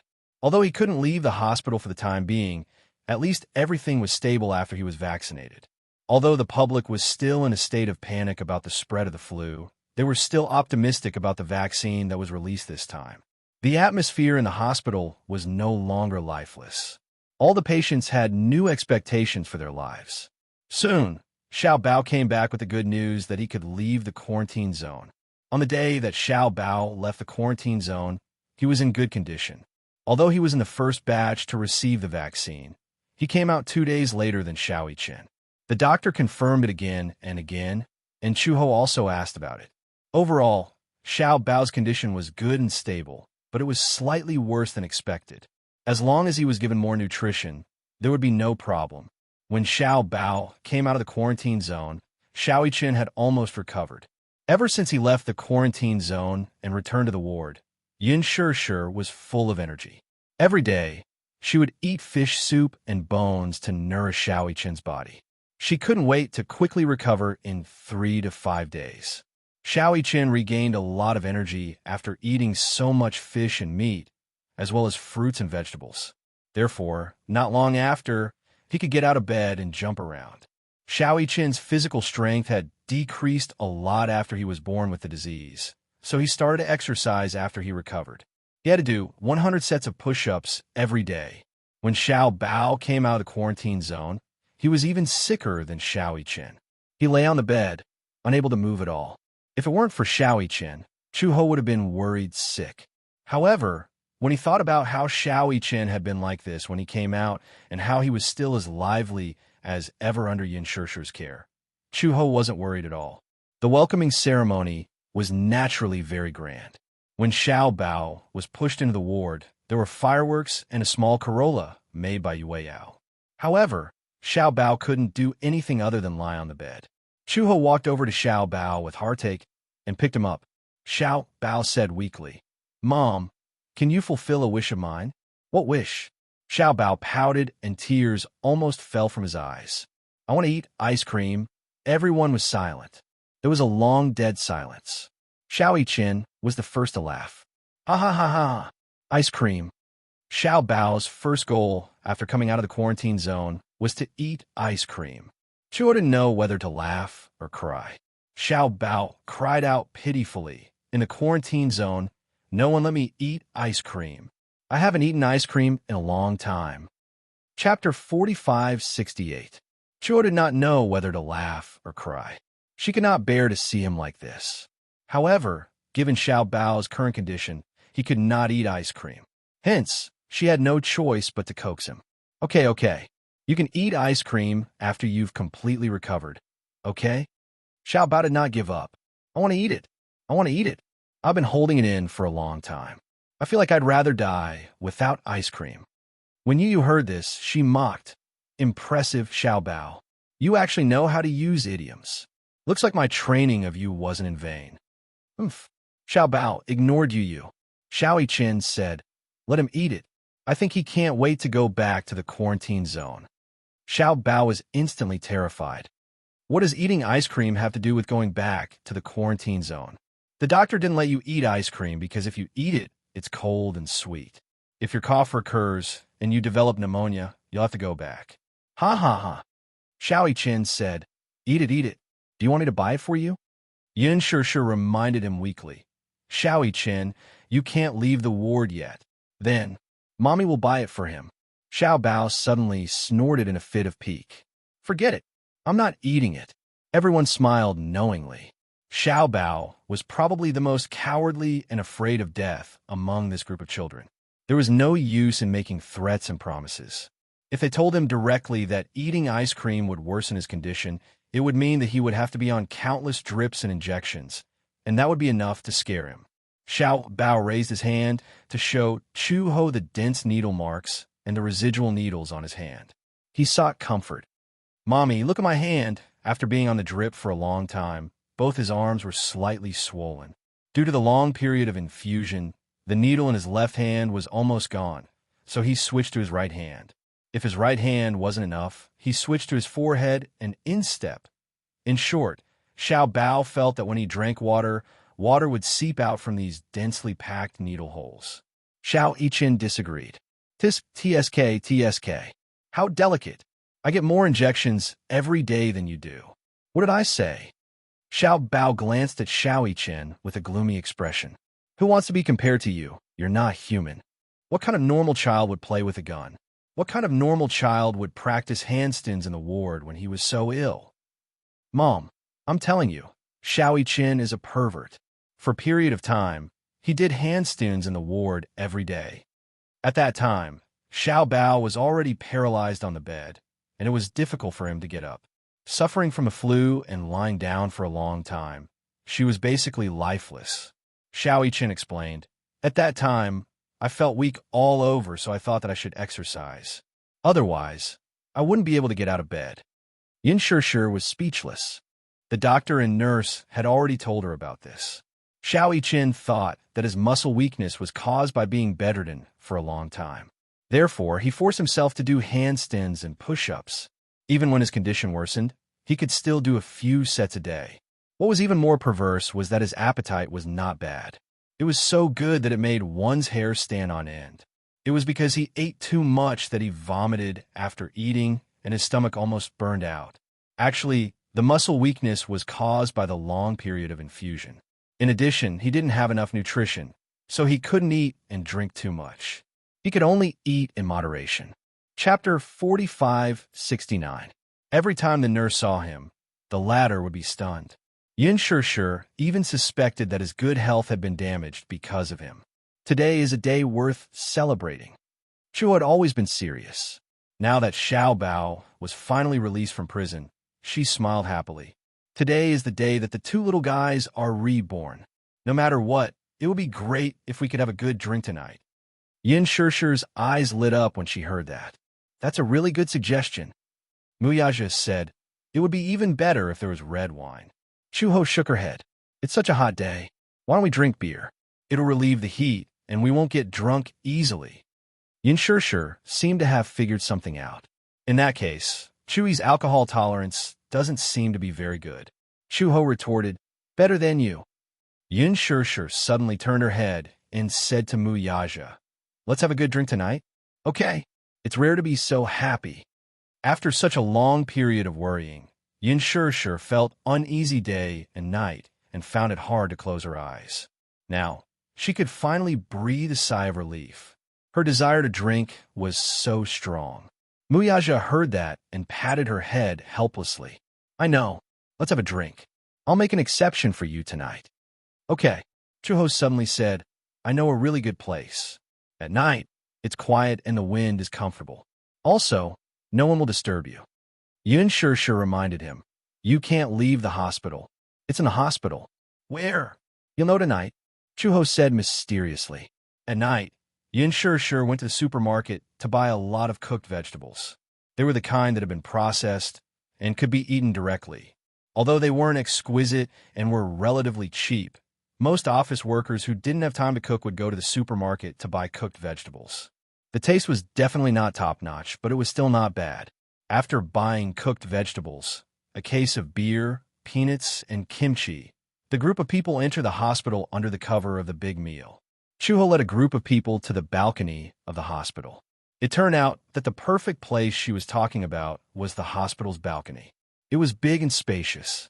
During the day, many doctors and nurses would wash their work clothes and dry them here.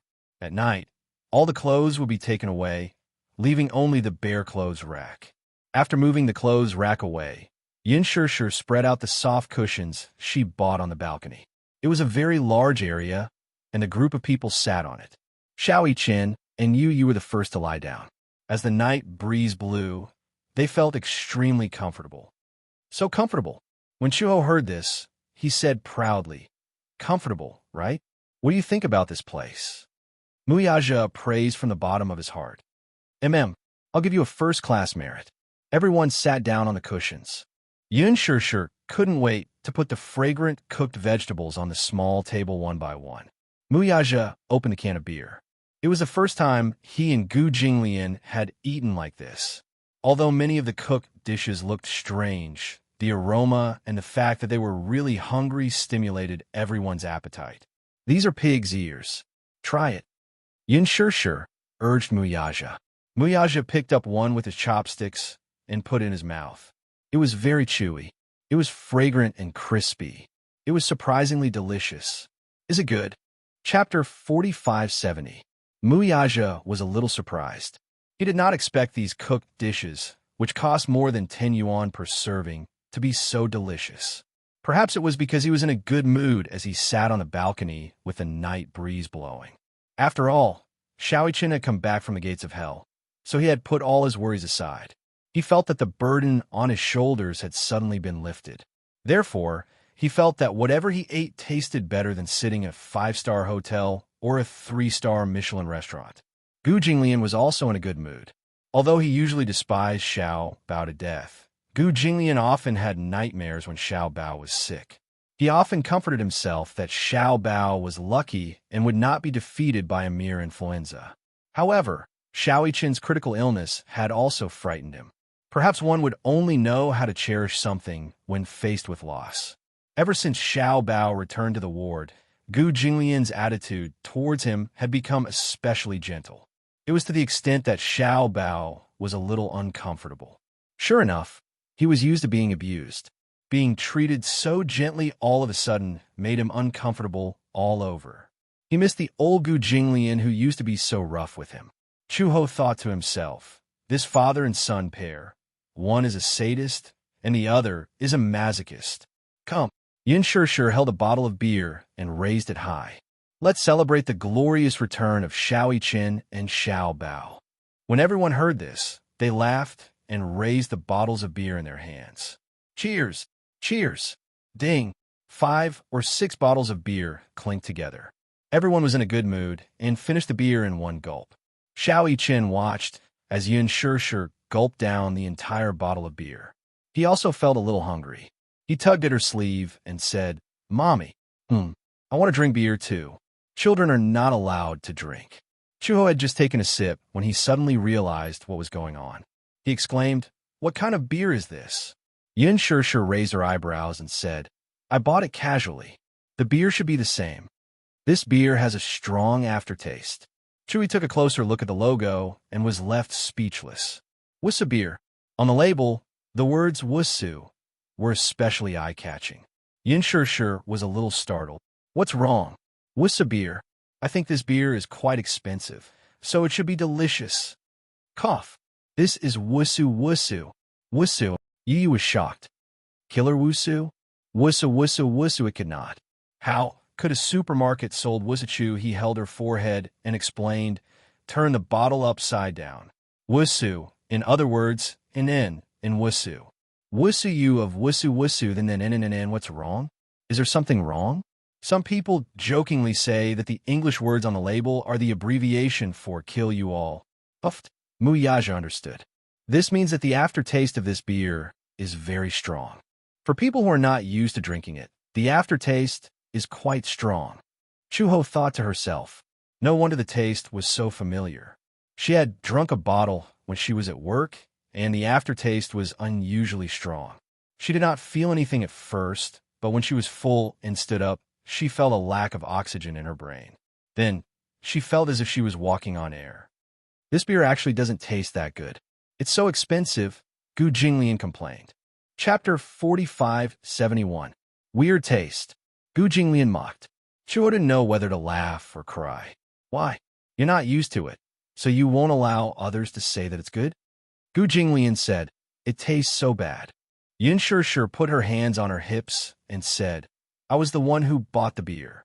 He dares to say that it doesn't taste good. Ha ha ha ha. Yu and Xiao Yichen looked at each other and laughed knowingly. Beside them, Yueyao took advantage of Yin Shishir's carelessness and secretly took a sip of the beer. She frowned when she tasted the beer. Wow, it tastes terrible. Xiao Yichen quickly snatched the beer back from Yueyao and said angrily, You've learned how to drink secretly. You little rascal. I thought it would taste good, but it turns out to be so terrible. Yueyao frowned in disdain. Everyone was amused by her and burst into laughter again. Yin Shishir hugged the beer bottle and looked up at the night sky. The moon was full. The happiest thing in life was a family reunion. She gently rested her head on Mu Yaja's shoulder and sighed comfortably. East Africa. At the hospital. Suddenly, there was a burst of thunder outside the window. Hua Jin suddenly woke up and sat up from the bed in shock. What's going on? Calm down. Gong Jia was sitting by the window and looking at the smoke outside. They're fighting again. They're fighting again. Yeah, hasn't the war already stopped? Gong Jia smiled mysteriously. The war stopped because the military had run out of ammunition and food. With the intervention of the international organizations, there's no more ammunition. Since there's no war preparation, why are they fighting now? Because, Gong Jie said meaningfully, Hurricane gave them enough ammunition. Hua Jin was stunned. Gong Jie had stayed in the hospital for so long without making a move. He had asked everyone to wait carefully because he was waiting for this. He took advantage of this period of time and ordered Hurricane to provide all the ammunition to the war maniacs at the relay station in East Africa. Then, he wanted to take advantage of the chaos to leave this barren land. Then what should we do now? It's about time. Gong Jie turned around. Hua Jin saw that he had been armed from head to toe while he was sleeping. Clean and tidy combat uniform, long combat boots, bulletproof armor, and a full set of equipment behind his waist. Gong Jie looked especially dashing in his uniform. More importantly, his handsomeness was not just superficial. The reason why the FBI had assigned so many people to be on standby was because they knew that Gong Jie was a formidable target, so they had to be on their guard. This is your bulletproof vest and combat uniform. Also, you just need to carry these two guns with you when you follow me. One was a rifle, and the other was a pistol. Hua Jin was not proficient in firearms. These two guns were only for self-defense. Hua Jin braced himself and equipped himself with both guns. He asked with some concern, "Will I be a burden to you?" Gong Jie glanced at him coldly. "Of course you will." Gong Jie said unhappily, "I told you to stay in Hurricane, but you didn't. So you came all the way to East Africa just to be a burden to me?" "Of course not." Hua Jin held the rifle and frowned. "I'm worried." "Worried about me?" "Yep." Chapter 4572. "I'm not as weak as you think." "But," Hua Jin said seriously, "Alice looked very nervous, so I thought you were in danger." "She's not wrong. If I were to be arrested by the FBI and sent to the military court, it would be troublesome. But how could I let those idiots arrest me so easily?" Alice was confused because she was concerned about him. "All right." Hua Jin raised both his hands in surrender. "Just take it that I'm causing trouble for you." Gong Jie looked at him deeply and suddenly walked in front of him. He stretched out his hand, held the back of his neck, and gently rested his head on his chest. "I'm very happy that you're here." Hua Jin listened to his powerful heartbeat, and his uneasy mood calmed down a little. "Gong Jie, have you really decided?" "You decided to be with me." Hua Jin was still a little doubtful. Why did you decide to be with me?" "I don't know. When it comes to relationships, no one can be sure.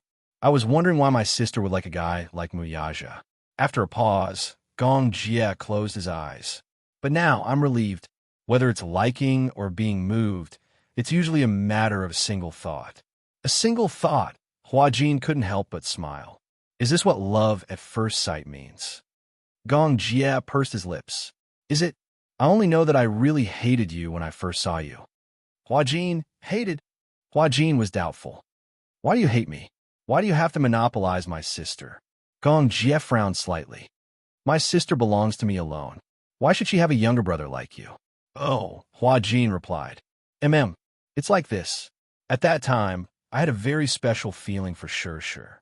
At first, I thought that I must have fallen in love with her to have such a special feeling. Later on, I realized that the kind of warmth she gave me was the kind of warmth that belonged to a family. Perhaps it was because I didn't have any concept of family since I was young, so being with her gave me a sense of belonging. Plus, she's a little older than me. Upon hearing this, Gong Jie's usually cold eyes instantly softened. "From now on, wherever I am, it will be your home." When Hua Jin heard this, he was deeply moved. "All right, it's settled then." The two of them looked at each other. At this moment, Alice's voice suddenly came through the radio. "Little Jie, it's time to act."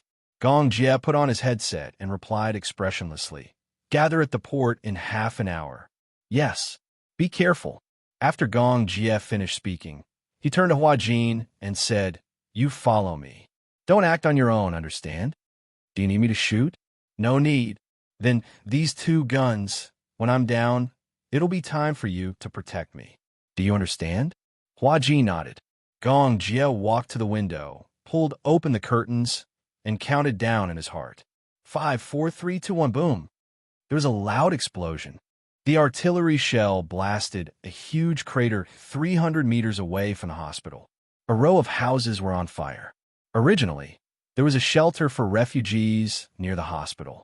Now, all the refugees had gathered at the hospital, and it had become a wasteland. In the hospital, someone screamed hysterically, "Air raid! It's an air raid!" Chapter 4573. The air raid alarm went off instantly.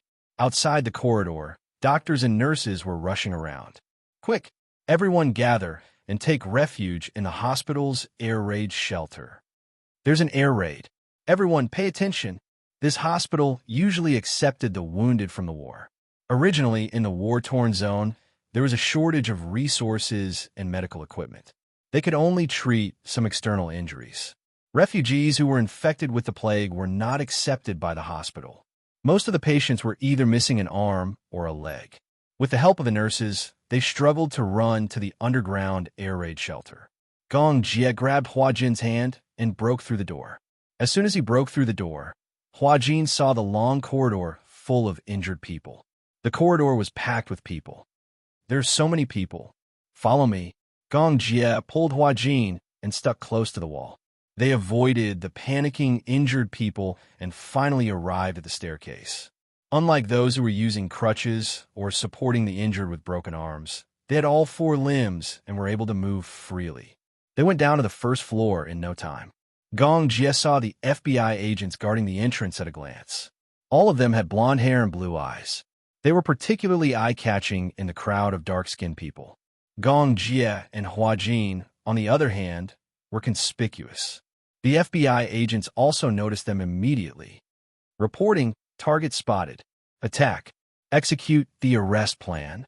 A few blonde men broke through the crowd and walked toward Gong Jie and Hua Jin with difficulty.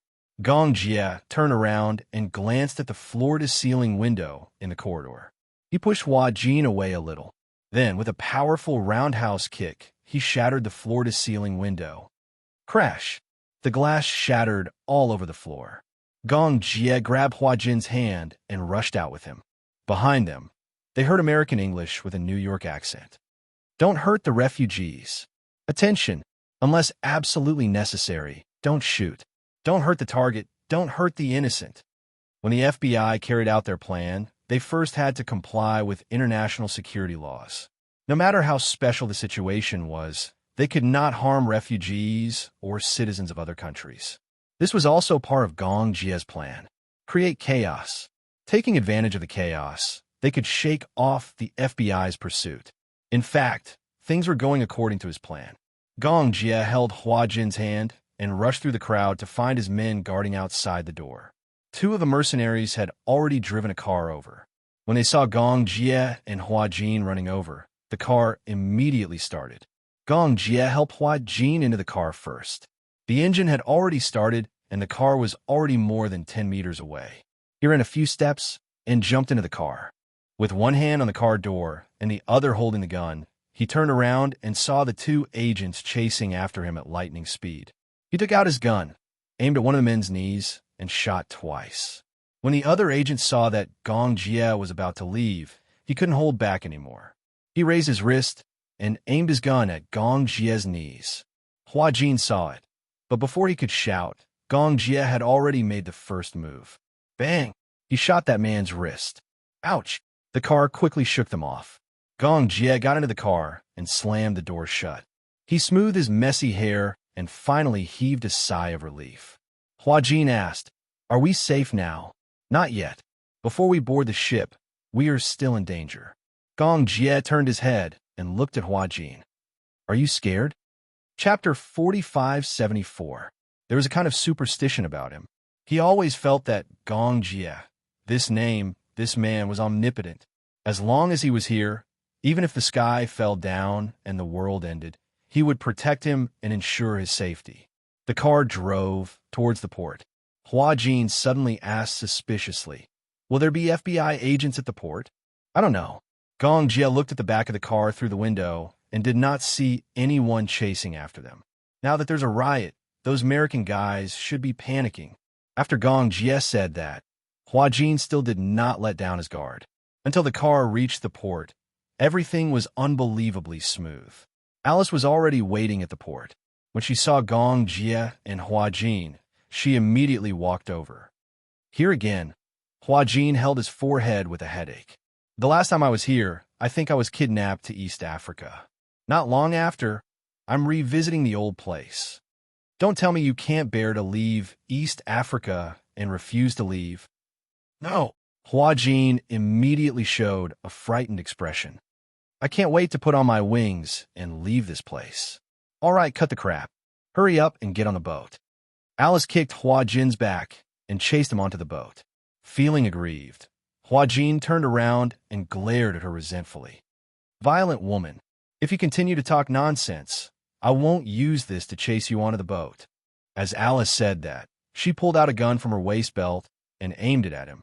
Hua Jin was so frightened that he quickly shrunk his shoulders and boarded the boat. Gong Jie stepped onto the boat ladder and turned around to look at Alice. He wanted to say something, but stopped. In the end, he did not say anything. Alice looked at him and suddenly smiled. Why are you looking at me? Nothing. Gong Jie casually threw the gun at her. Alice caught it and shook her head helplessly. She took the opportunity to clip the gun behind her waist. With just a glance, they understood each other's intentions. Alice exhaled, turned around, and boarded the ship. The armed cargo ship gradually left the port. Hua Jin leaned against the bow of the ship and looked at the distant mountain peak. Peace is great. It's great to live in a peaceful country. Life was too fragile. Therefore, he had to cherish the present and grasp the present. Gong Jie walked to his side and leaned against the bow with him. He gently bumped his shoulder and asked, What are you thinking about? I'm thinking that it's precisely because life is so fragile that we should cherish it even more. Gong Jie smiled deeply. You don't have to cherish life. You just have to cherish me. What do you mean by cherishing? Seize every minute and second of being together. Gong Jie rarely said such romantic words. Hua Jin was flattered. He stared at him. Suddenly, he leaned over, put his arms around the back of his neck, and kissed him deeply. He rarely took the initiative to kiss him. Gong Jie smiled and hugged his shoulders. While enjoying the kiss, he also deepened the kiss. This was a kiss after surviving a disaster. It was also a kiss that Hua Jin had been late for a long time. Under the setting sun, Gong Jie and Hua Jin kissed tightly. The warm rays of the sunset poured down on their bodies, softly plating their figures with a layer of gold. They were so beautiful that they looked like sculptures. Alice stood at the head of the lower deck. Separated by the railing, the sea breeze blew on her face. It had been a long time since she felt cool. Chapter 4575. In a dilapidated house in the capital. It had just rained heavily, and even the air felt damp. In addition, there was also the smell of green grass in the air. Byran did not like this smell very much. She sat in front of the table by the window and looked out of the window in a daze. She did not like the wet grass smell in the air, but she had to open the window to get some fresh air after the heavy rain. The table in front of her was very old. When she was studying, this table was piled full of review questions and homework. After graduation, it was cleaned up a little and became a simple dressing table. There were some cheap skincare products on it, the most basic moisturizing products. A facial mask was only 5 yuan, but it was still a little extravagant for her, who had just graduated and only had a salary of 4,000 to 5,000 yuan. She did not dare to be too extravagant. She applied it once every 4 days on her face, neck, and knees. In short, she made the best use of everything. Although she had just graduated and her salary was not high, Byran had been very vain since she was young. Sitting in front of the mirror, Byran looked at her face in the mirror and was slightly lost in thought. The 24-year-old Byran had already grown into a slender and elegant woman. She looked like a beauty. Byran, are you ready? Someone shouted outside the door. Byran gently patted her face that was stiff because of nervousness and hurriedly stood up. Yes, I'm ready. She walked into the narrow living room and saw a middle-aged woman waiting for her. Seeing that she was wearing ordinary clothes, she could not help but feel a little disgusted. How can you dress like this for such a big event like a blind date? Don't you think it's embarrassing? Auntie, I don't have any nice dresses. This is the most decent one. Byran paused and asked tentatively, "So it's another blind date? How many blind dates have you had this week?" "You know, since you know, don't let me down. You're not young anymore. It's better to get married early," Byran said weakly. "Auntie, I'm only 24 years old. Marriage is not urgent, right? You're not in a hurry, but I'm not in a hurry.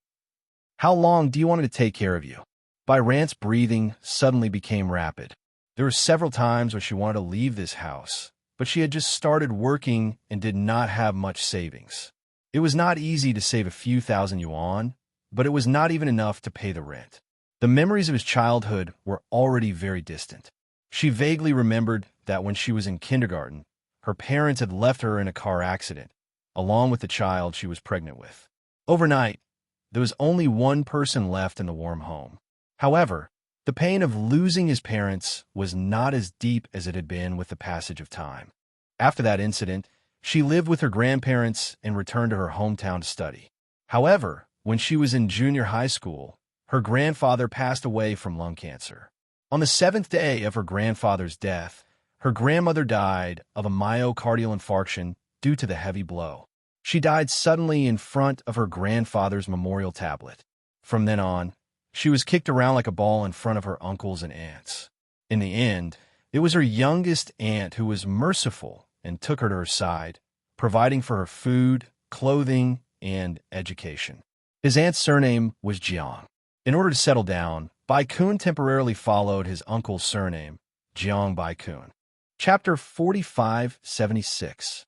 However, after graduation, her aunt kept urging her to go on blind dates. There was a premise to this. Her aunt had a son, but he was not proficient in his studies and did not even pass high school. In the end, after graduating from technical school, he did not do a proper job and always stayed at home playing games on his computer. Little Aunt had placed all her hopes on her. However, Byran had just graduated from university. As a fashion designer, how much could she achieve as a fledgling? Therefore, this conservative woman felt that it was useless for a woman to study until university. It was better for her to get married as soon as possible. However, blind dates were definitely not that simple. This little aunt had conditions for the blind date.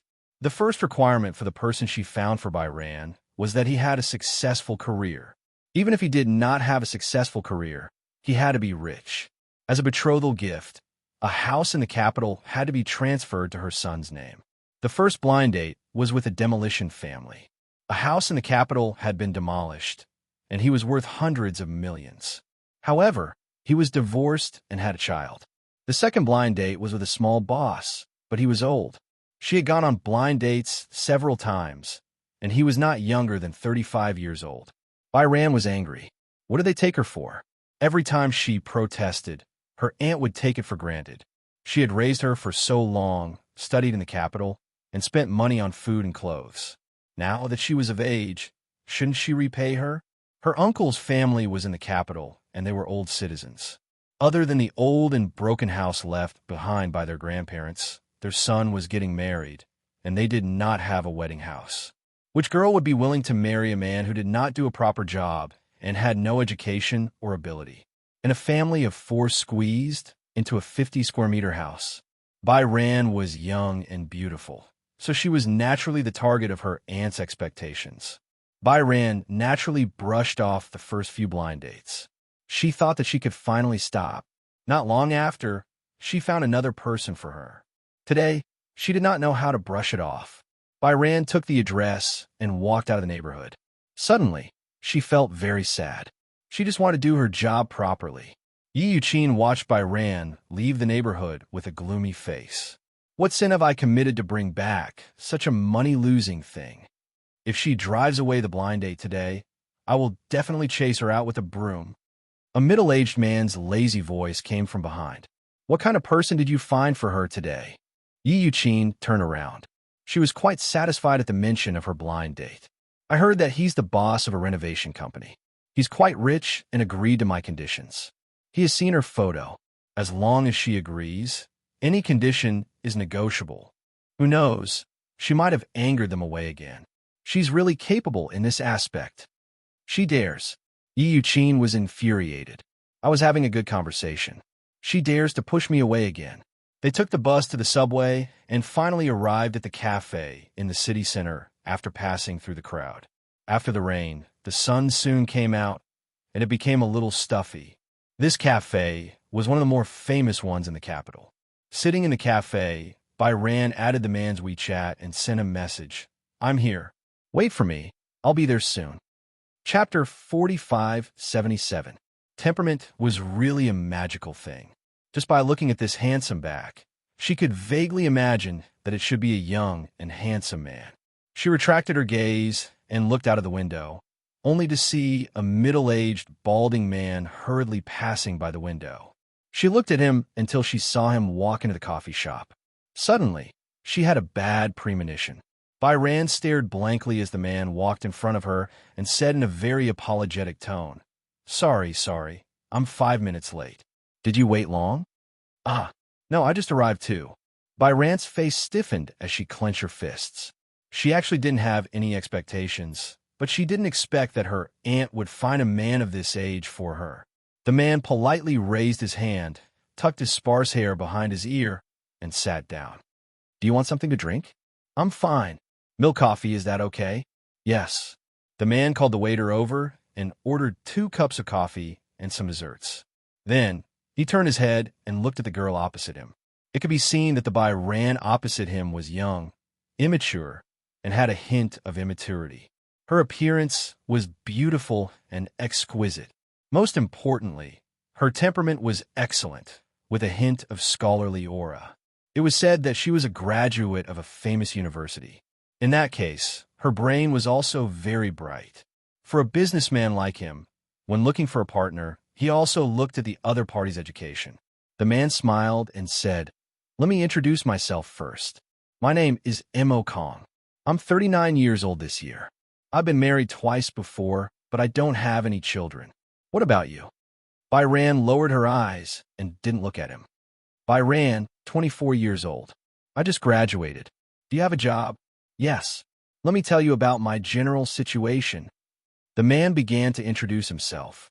From the renovation company he ran, the size of its scale, the annual benefits, how many apartments he had in the capital, how much the property fee was per square meter, how much the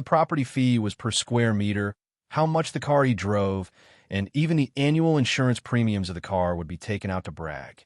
His mouth, other than a mouthful of teeth that were yellowed by smoke, was filled with a strong sense of superiority. The more Byran listened, the more disgusted she became. The man was boasting while paying attention to Byran's expression. However, he didn't see any yearning or interest on her face. Instead, he saw a kind of boredom. "What happened?" the man asked with concern. "I've said so much, but you haven't told me about yourself." Byran sighed. "Mr. Mo, to tell you the truth, this blind date with you was forced by my aunt." "Yes, I know," the man said with a knowing tone. Byran continued, "Actually, I haven't decided to get married yet." The man's face stiffened. "You don't plan to get married? Are you rejecting me? Or did you want to use this opportunity to raise more conditions?" Byran took a deep breath and said, "You're very good. I can't match you. So, Mr. Mo, why don't you look for someone else for the blind date?" She wanted to end this blind date in a perfunctory manner. After she finished speaking, she was about to pick up her bag. Just as she was about to get up, the man's face suddenly darkened. "You and your aunt are singing the same tune. Are you playing with me?" "No." Chapter 4578. Jiangbai. "I think you still haven't figured it out, have you? Your aunt has told me everything about you. Do you really not know what she's thinking right now, or are you pretending not to know? She's in a hurry to marry you off. Do you know that?" Byran was stunned and fell onto the sofa. "Oof. I was wrong. She's not marrying you off. She just wants to sell you to me. I'll buy it, okay." "What did you say?" The man knocked on the table. "I heard that your cousin has never worked since he graduated from a technical school. Does your aunt have any other houses? Who doesn't want to have a house and a car when they get married now? But why don't you look at the current property prices? They're easily tens of thousands of yuan per square meter. As for me, I'm sincere. If you're willing to marry me, then, as a betrothal gift, I'll give your aunt a house. This is also your aunt's request.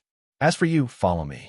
As long as you give birth to a fat boy for me in the future, you can enjoy life with me." Bai Ran's face turned ashen. She thought that Yi Yuqin would despise her, but she didn't think that she was being sold. Was this a blind date? Was this human trafficking? A house in exchange for a wife? How could she make such an outrageous request? If it weren't for the fact that you're young, beautiful, highly educated, and have never had a boyfriend in school, with your conditions, a house of more than 10 million yuan, that's too flattering of you. The man paused for a moment, then said, I heard that you've been on a blind date a few times, and they've all been angered back by you. Your aunt has some complaints about this. It's not that I want to criticize you, but you're too willful.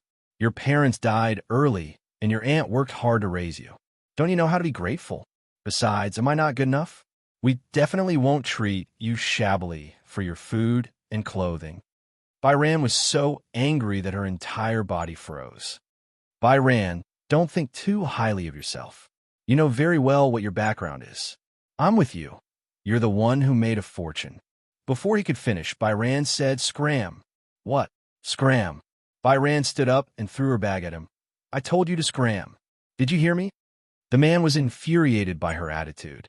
He originally wanted to scold her, but when he looked around and saw that there were so many people watching, he suddenly felt embarrassed. He spat and left without looking back. Bai Kun slumped down powerlessly. She wanted to hold it in, but more and more criticism came from around her. Finally, she couldn't hold back the humiliation in her heart and sobbed. Woo, woo, woo, woo. The people around her kept looking at her. A blind date? What kind of parent is this? She actually found such a man for her daughter. How ungentlemanly. Haven't you heard? Her parents died a long time ago, and she was raised by her aunt. He's being disliked. How pitiful. Diagonally in front, the straight back slowly turned around. The man looked in the direction of Bai Ran and saw her sitting on the sofa in a sorry state. His handsome eyebrows furrowed slightly. He didn't know why, but when he saw her red eyes, his heart was slightly moved. He suddenly stood up and walked towards her. Bai Hao stooped and gritted his teeth. He was crying silently when a handkerchief was handed to him. Chapter 4579. Bai Yu looked up blankly, only to meet the man's pitiful gaze. It's him? The man who sat diagonally in front of her just now. This was a man who was as gentle as jade. He had handsome facial features, a deep outline, and a pair of eyes that had a faint smile. However, there was a trace of feminine beauty between his brows, but because of this extraordinary smile, it was perfectly blended. She was a little surprised by the handkerchief he handed over, but she still politely thanked him and took it. So embarrassed. She was sitting in such a quiet cafe with so many people, yet she was so down and out. She must have become a laughing stock in everyone's eyes. Can I sit down? The man did not leave, but asked indifferently. Bai Yu did not refuse and nodded lightly. Sit down. The man sat down in front of her. At this moment, Bai Yu's phone suddenly rang. Bai Yu picked up the phone and saw that it was an unknown number.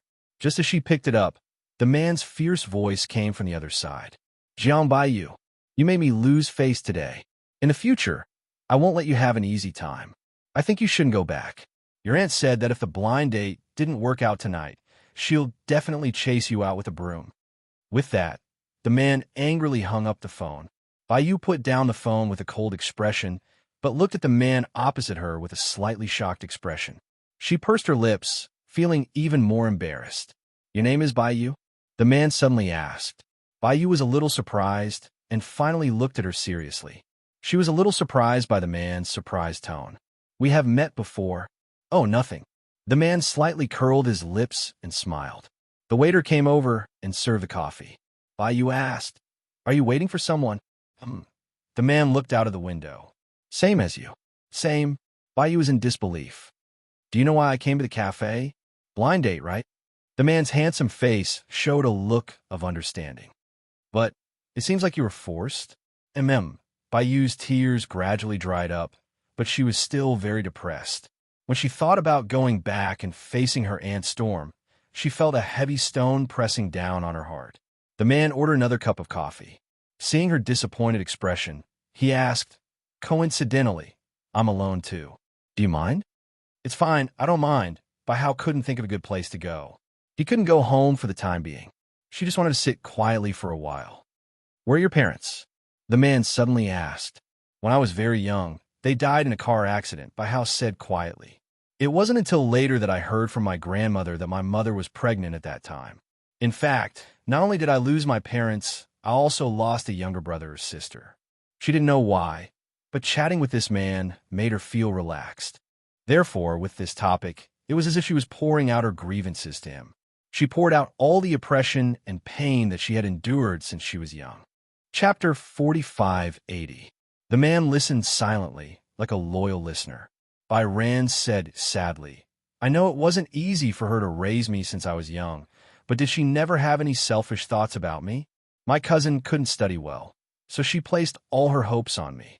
I also promised her that no matter what happened in the future, I would take care of her until she died. But I just graduated not long ago, and my job is just the beginning. How can I have great achievements after graduating? My aunt probably finally lost her patience and is anxious to marry me off. That's fine, but she actually asked for such an outrageous condition. She was wondering why her blind date partner was getting older and had a worse attitude each time. If it wasn't for today, she really wouldn't know that she was being ruthlessly schemed against by her aunt. The man suddenly asked, What do you think about marriage? Rand gently rubbed the handle of the coffee. Actually, I've never had any illusions about marriage. My future husband, doesn't need to be too rich, nor does he need to have a wealthy identity. Even if he rents a house, it's fine as long as he gives me a home and doesn't let me wander around. The man was puzzled. But didn't your aunt ask your future husband to buy her a house? I won't compromise on this matter. Bayou tried to restrain himself. Since she raised me up, I won't argue with her about anything. But if she wants to use my marriage to exchange for this house, I'll definitely not do it. The man raised his eyebrows slightly, and his jade-like face suddenly raised a touch of probing. Then what do you think of me? Rand looked up in confusion. The man stared at her eyes seriously and said word by word, Let's get married. Are you willing? Rand widened her eyes slightly, and her breathing stopped slightly. Creak! The rusty iron door was pushed open, and Rand's weak voice could be heard. I'm back. Returning home from the crowded subway station during the evening rush hour, she was already exhausted. Yi Yuqin walked out of the kitchen wearing an apron. She rubbed her hands on the apron and looked expectant. How was the blind date this time? Baihao didn't answer. Instead, he wore a lukewarm expression. Auntie, where did you keep the household register? Household register? Yi Yuqin did not hide her surprise when she heard that Rand wanted to take the household register. Did this mean that the blind date was a success? Otherwise, what was the point of using the household register? Asking for the household registration booklet meant that they were going to get the marriage certificate. She had never expected this development. Originally, she had been scared out of her wits. However, Rand had angered her blind date and made her run away. Otherwise, she would dawdle. Although she didn't reject the blind date, she didn't explicitly agree either. A long delay meant trouble. She was so surprised that she felt like she was in a dream. Great! This is great. Is this a success? Yi Yuqin's greedy expression appeared on her face. Baihao nodded gently. He could see the ambition in her eyes more clearly. All right, just you wait. I'll get it for you. Yi Yuqin hurriedly rummaged through the drawers and took out the household register. She carefully handed it to Rand. Are you going to get your marriage certificate now? The Civil Affairs Bureau is closed now. Rand said, Let's go get the marriage certificate tomorrow. Aya, this is too sudden. Chapter 4581. At this time, Yi Yuqin started to be hypocritical. My daughter is about to get married. As her aunt, I can't bear to part with her. But I can't keep you by my side all the time. A grown girl can't be kept at home. Since this matter was settled, she had to ask about the house some other day. Yi Yuqin asked indirectly, Since you've decided to get married, why don't you bring him home to meet you? Do you want to meet him? Of course. Then we'll have to wait until tomorrow. Rand said, It's too late today. He has something to do. That's true. This big boss of a renovation company must be very busy. Tomorrow, I'll prepare a table of good wine and dishes. Then, you can call him home and have a meal together. You're getting married, so you have to meet his parents. We've treated you like your biological parents for so many years. In the future, we'll be the ones to send you off to get married. Yi Yuqin's enthusiasm made her even more disappointed. Okay, she answered hastily and went back to her room. The next day, Byran woke up very early. When she woke up, she received a text message from that man. Remember to wear a white shirt and put on light makeup. She did not have time to contact the man. Yesterday, the man had mentioned the marriage to her too suddenly. When the man introduced himself, she was not in the mood to listen carefully, so she did not even remember his name. If she asked again, she would feel embarrassed. The reason why she agreed to marry him on a whim was that Byran was getting more and more exhausted by the marriage that her aunt had arranged for her. She had a little interest in revenge and a little bit of anger. Moreover, she had a good impression of this man. Hence, the lightning marriage was completed in one go. As for why the man had chosen her as his marriage partner, the man frankly said that marriage in such a city was too burdensome for someone of his status. The house was easily worth more than 10 million, the car, the gift money. Actually, the marriage he wanted was very simple. A very small house, even if it was only 2 bedrooms and 2 living rooms. Every day, when he came home from work, he could lean on the bed with his wife and watch TV. This was his most ordinary dream. He had also promised her that after marriage, they would live together according to her wishes. She just had to be mentally prepared. As for the matters between husband and wife, it was all up to her. Marriage was obviously such an important thing. Why did it seem so frivolous when it came to this man? What if they were not suitable for each other? What would happen if they divorced in the future? Bai Chong didn't dare to think too much. Perhaps it was because he was really stimulated that he didn't think too much about the future. Holding the household register and ID card, Byran put on a white shirt, put on some light makeup, and went out. The man sent a text message saying that he was almost at the entrance of the Civil Affairs Bureau. Byran was afraid that the morning rush hour would delay him and make him wait too long. So he took a taxi directly to the entrance of the Civil Affairs Bureau. The man was already in the registration hall. He had asked for 2 forms in advance and was filling them out seriously. Bai Hao walked to him and stood behind him. At first glance, he saw the old man's vigorous handwriting. The name was a little messy, but it looked very nice, like a carefully designed signature. Gu Qingze, Chapter 4582. He was just like his name. This man gave people a feeling of gentleness, and so did his name. Have you been here for a long time? The man looked back at her and said, No, I just got here not long ago. I was afraid that you would wait for too long, so I quickly took a taxi here. There was a bit of traffic on the way. Bain explained carefully and sat down opposite him. The man handed her a pen and paper and said to her, I've already filled in my name. You just have to fill in your name. Okay. Bai Kun held a pen and paper and filled his name in the female column. Then he copied some words that looked like a declaration and passed it to him. So this man's name was Gu Qingze. It was easy to remember. She remembered it immediately. Gu Qingze saw that she handed him the pen and paper and didn't know whether to laugh or cry. Why are you giving it to me? You should give it to the window. Oh. Bai-in stood up in a panic and was about to walk to the window when the man called out to her again. Wait, what's wrong? Gu Qingze stood up and walked to her side. He was 185 meters tall, and his aura was almost a notch above hers. She had been sitting down yesterday, so she didn't realize that he was so tall. Because they had said goodbye at the cafe, she didn't notice his height. He had been sitting down since he entered the registration hall, so she didn't have the chance to see him. She didn't expect him to be so tall. Also, from her angle, his side profile was unbelievably exquisite. She had never seen a man with such exquisite features in the real world. The man did not notice her scrutiny. Instead, he took the application form from her hands and handed it to the window. After exchanging a few words with the staff, he turned around and said to her, Did you bring your household register and ID card? Yes. Bai-in gave him all the documents and asked, I also brought the cost of the production. It's fine. How can I let my wife pay for this? The man said as he took out his wallet.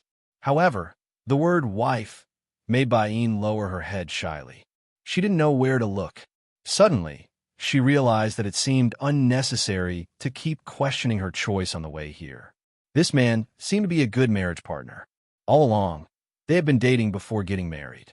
After dating for so long, once they got married, it was very easy for their marriage to go wrong and fall into crisis. Then, a marriage without any understanding must be even more dangerous, right? She didn't know anything about this man.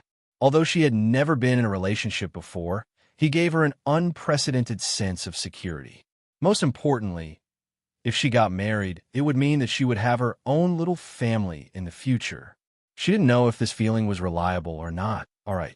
The man suddenly interrupted her thoughts and said to her, "Let's go take some photos." Bai Chong came back to his senses and nodded. He took back his ID card and household register and walked to a room with the man.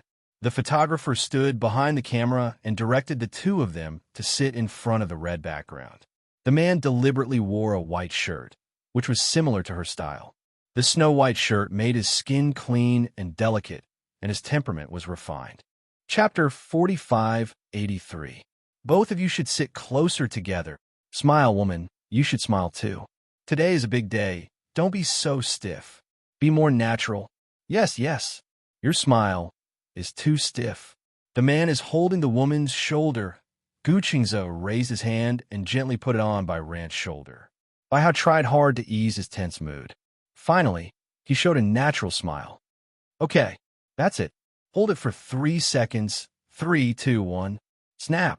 The cameraman took a few photos and put down the camera. He walked over and congratulated Gu Qingze and Bai Ran. Congratulations to the two newlyweds. After the photo shoot, Bai Ran and Gu Qingze walked out of the room and sat on a long bench, waiting for the certificate to be completed. There was a long silence between the two of them. Gu Qingze, on the other hand, was silently looking out the window. She didn't know if he was from the military, but his posture was as straight as a pine tree. Bai Ran hesitated and finally said, "Do you have time tonight?" Gu Qingze turned to look at her. "What's wrong?" "My aunt said that she wants to meet you." Bai Ran quickly explained. "After all, they raised me since I was young, so I'm considered half a newlyweds. Now that we're married, she said that she wants to invite you for dinner."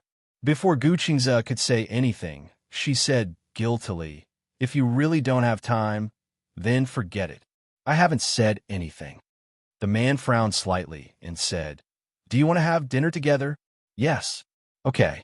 The man agreed without hesitation. Bai Ran finally sighed in relief. Gu Qingze, Jiang Bai Ran. Their names were called from the window. Gu Qingze stood up, and Bai Ran hurriedly got up as well.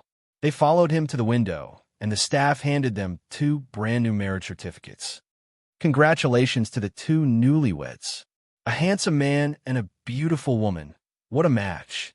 Gu Qingze took the marriage certificate and handed the other one to her. When Bai Ran received the marriage certificate, she felt like she was floating. It felt so surreal. When she flipped to the next page, her name, date of birth, age, and the photo of the two of them sitting in front of a red background. She was really married. She had married a man she had known for less than a day. No wedding, no garland, no diamond ring. She had married herself off so carelessly. For a moment, Bai Kun didn't know if his choice was right or wrong. Gu Qingze looked at her stunned face and still felt that it was a pity. It was too rushed, and I didn't have time to prepare a diamond ring. However, it won't be too late to prepare for the wedding. Wedding? Bai Hao looked up in surprise. Our wedding? What is it? Gu Qingze raised his eyebrows. Don't you want to hold a wedding? How could he not want to hold one? Like every girl, a wedding was the most important ceremony in her life.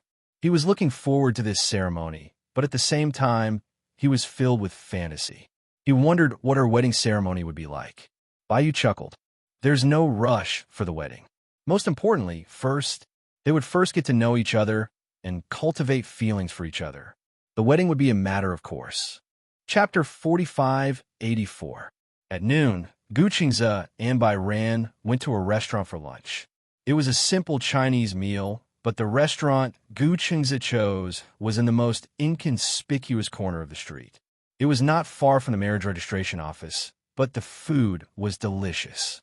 Gu Qingze parked his car in the underground parking lot. He drove a Volkswagen. She had seen many Volkswagens, but it was the first time she saw this model.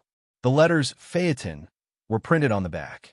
In this city, People who drove Volkswagens were salaried workers and the rich. This man seemed to come from an ordinary family. This car looked very ordinary, but once inside, the luxurious interior made by Kuhn a little dumbfounded. The control panel seemed to be made of mahogany. Was it modified? Where are we going? To buy gifts. Gift? Yeah. Guchingza drove the car to the shopping center. To buy Rand, they were her uncle and aunt, but to Guchingza, they were his parents-in-law. It was his first time visiting his parents-in-law, so he naturally had to bring some gifts. Guchingza went to the shopping center and bought a pearl necklace for Yi Yuqin. Bai Ran said that Yi Yuqin liked pearl necklaces the most, and her uncle, Jiang Mian, liked jade pipes. The old man next door had a jade pipe every day, and Jiang Mian was always envious. Other than the gifts for their first meeting, Guchingza also bought cigarettes, alcohol, donkey hide gelatin, and some women's skincare products. In total, it cost nearly 10,000 yuan. Bai Ran was a little embarrassed. It was her first time eating with Guchingza, and she was already spending so much money. When it was time to pay, Bai Ran looked at the number on the meter and felt her scalp tingle. She looked at Guchingza's back with guilt and said nervously, "This time, I made you spend so much money." Guchingza turned around and was stunned, but he smiled. "What do you mean by spending money? It's my first time meeting my parents-in-law, so I have to be polite." Bai Ran was secretly touched by his thoughtfulness and courtesy. She wondered if her aunt would be satisfied with him when he returned home. Would she let her go? Marrying this man seemed to be the most rebellious thing she had ever done in her life. Due to the fact that her aunt had brought her up, no matter how harsh her aunt was to her, she was used to accepting it. She thought that as long as she married this man, then in the future, she could finally get away from the endless blind dates. She admitted that when she was with him, he was like a safe haven. When he got home, Guchingza parked the car in front of the neighborhood. When he got out of the car, he looked at the shabby neighborhood that was obviously built in the last century and was slightly surprised. Did she live in this place? "My house is in this building." Bai Ran pointed at a building in front of him shyly and said, "But there's no elevator. We have to climb the stairs." "I'm fine." Guchingza picked up the gift and said to her, "Let's go upstairs." He followed behind her and walked up the stairs. However, in the narrow corridor, other than being crowded, the corners were filled with cobwebs, and the originally white walls were covered in dust. The escalator was covered in dust, and the air seemed to be a little turbid. On the first floor, there were 5 households. The smoke was all directed towards the corridor. When it was mealtime, everyone was cooking, and all kinds of smoke and fumes filled the air. Chapter 4585. We're here. She walked to the door.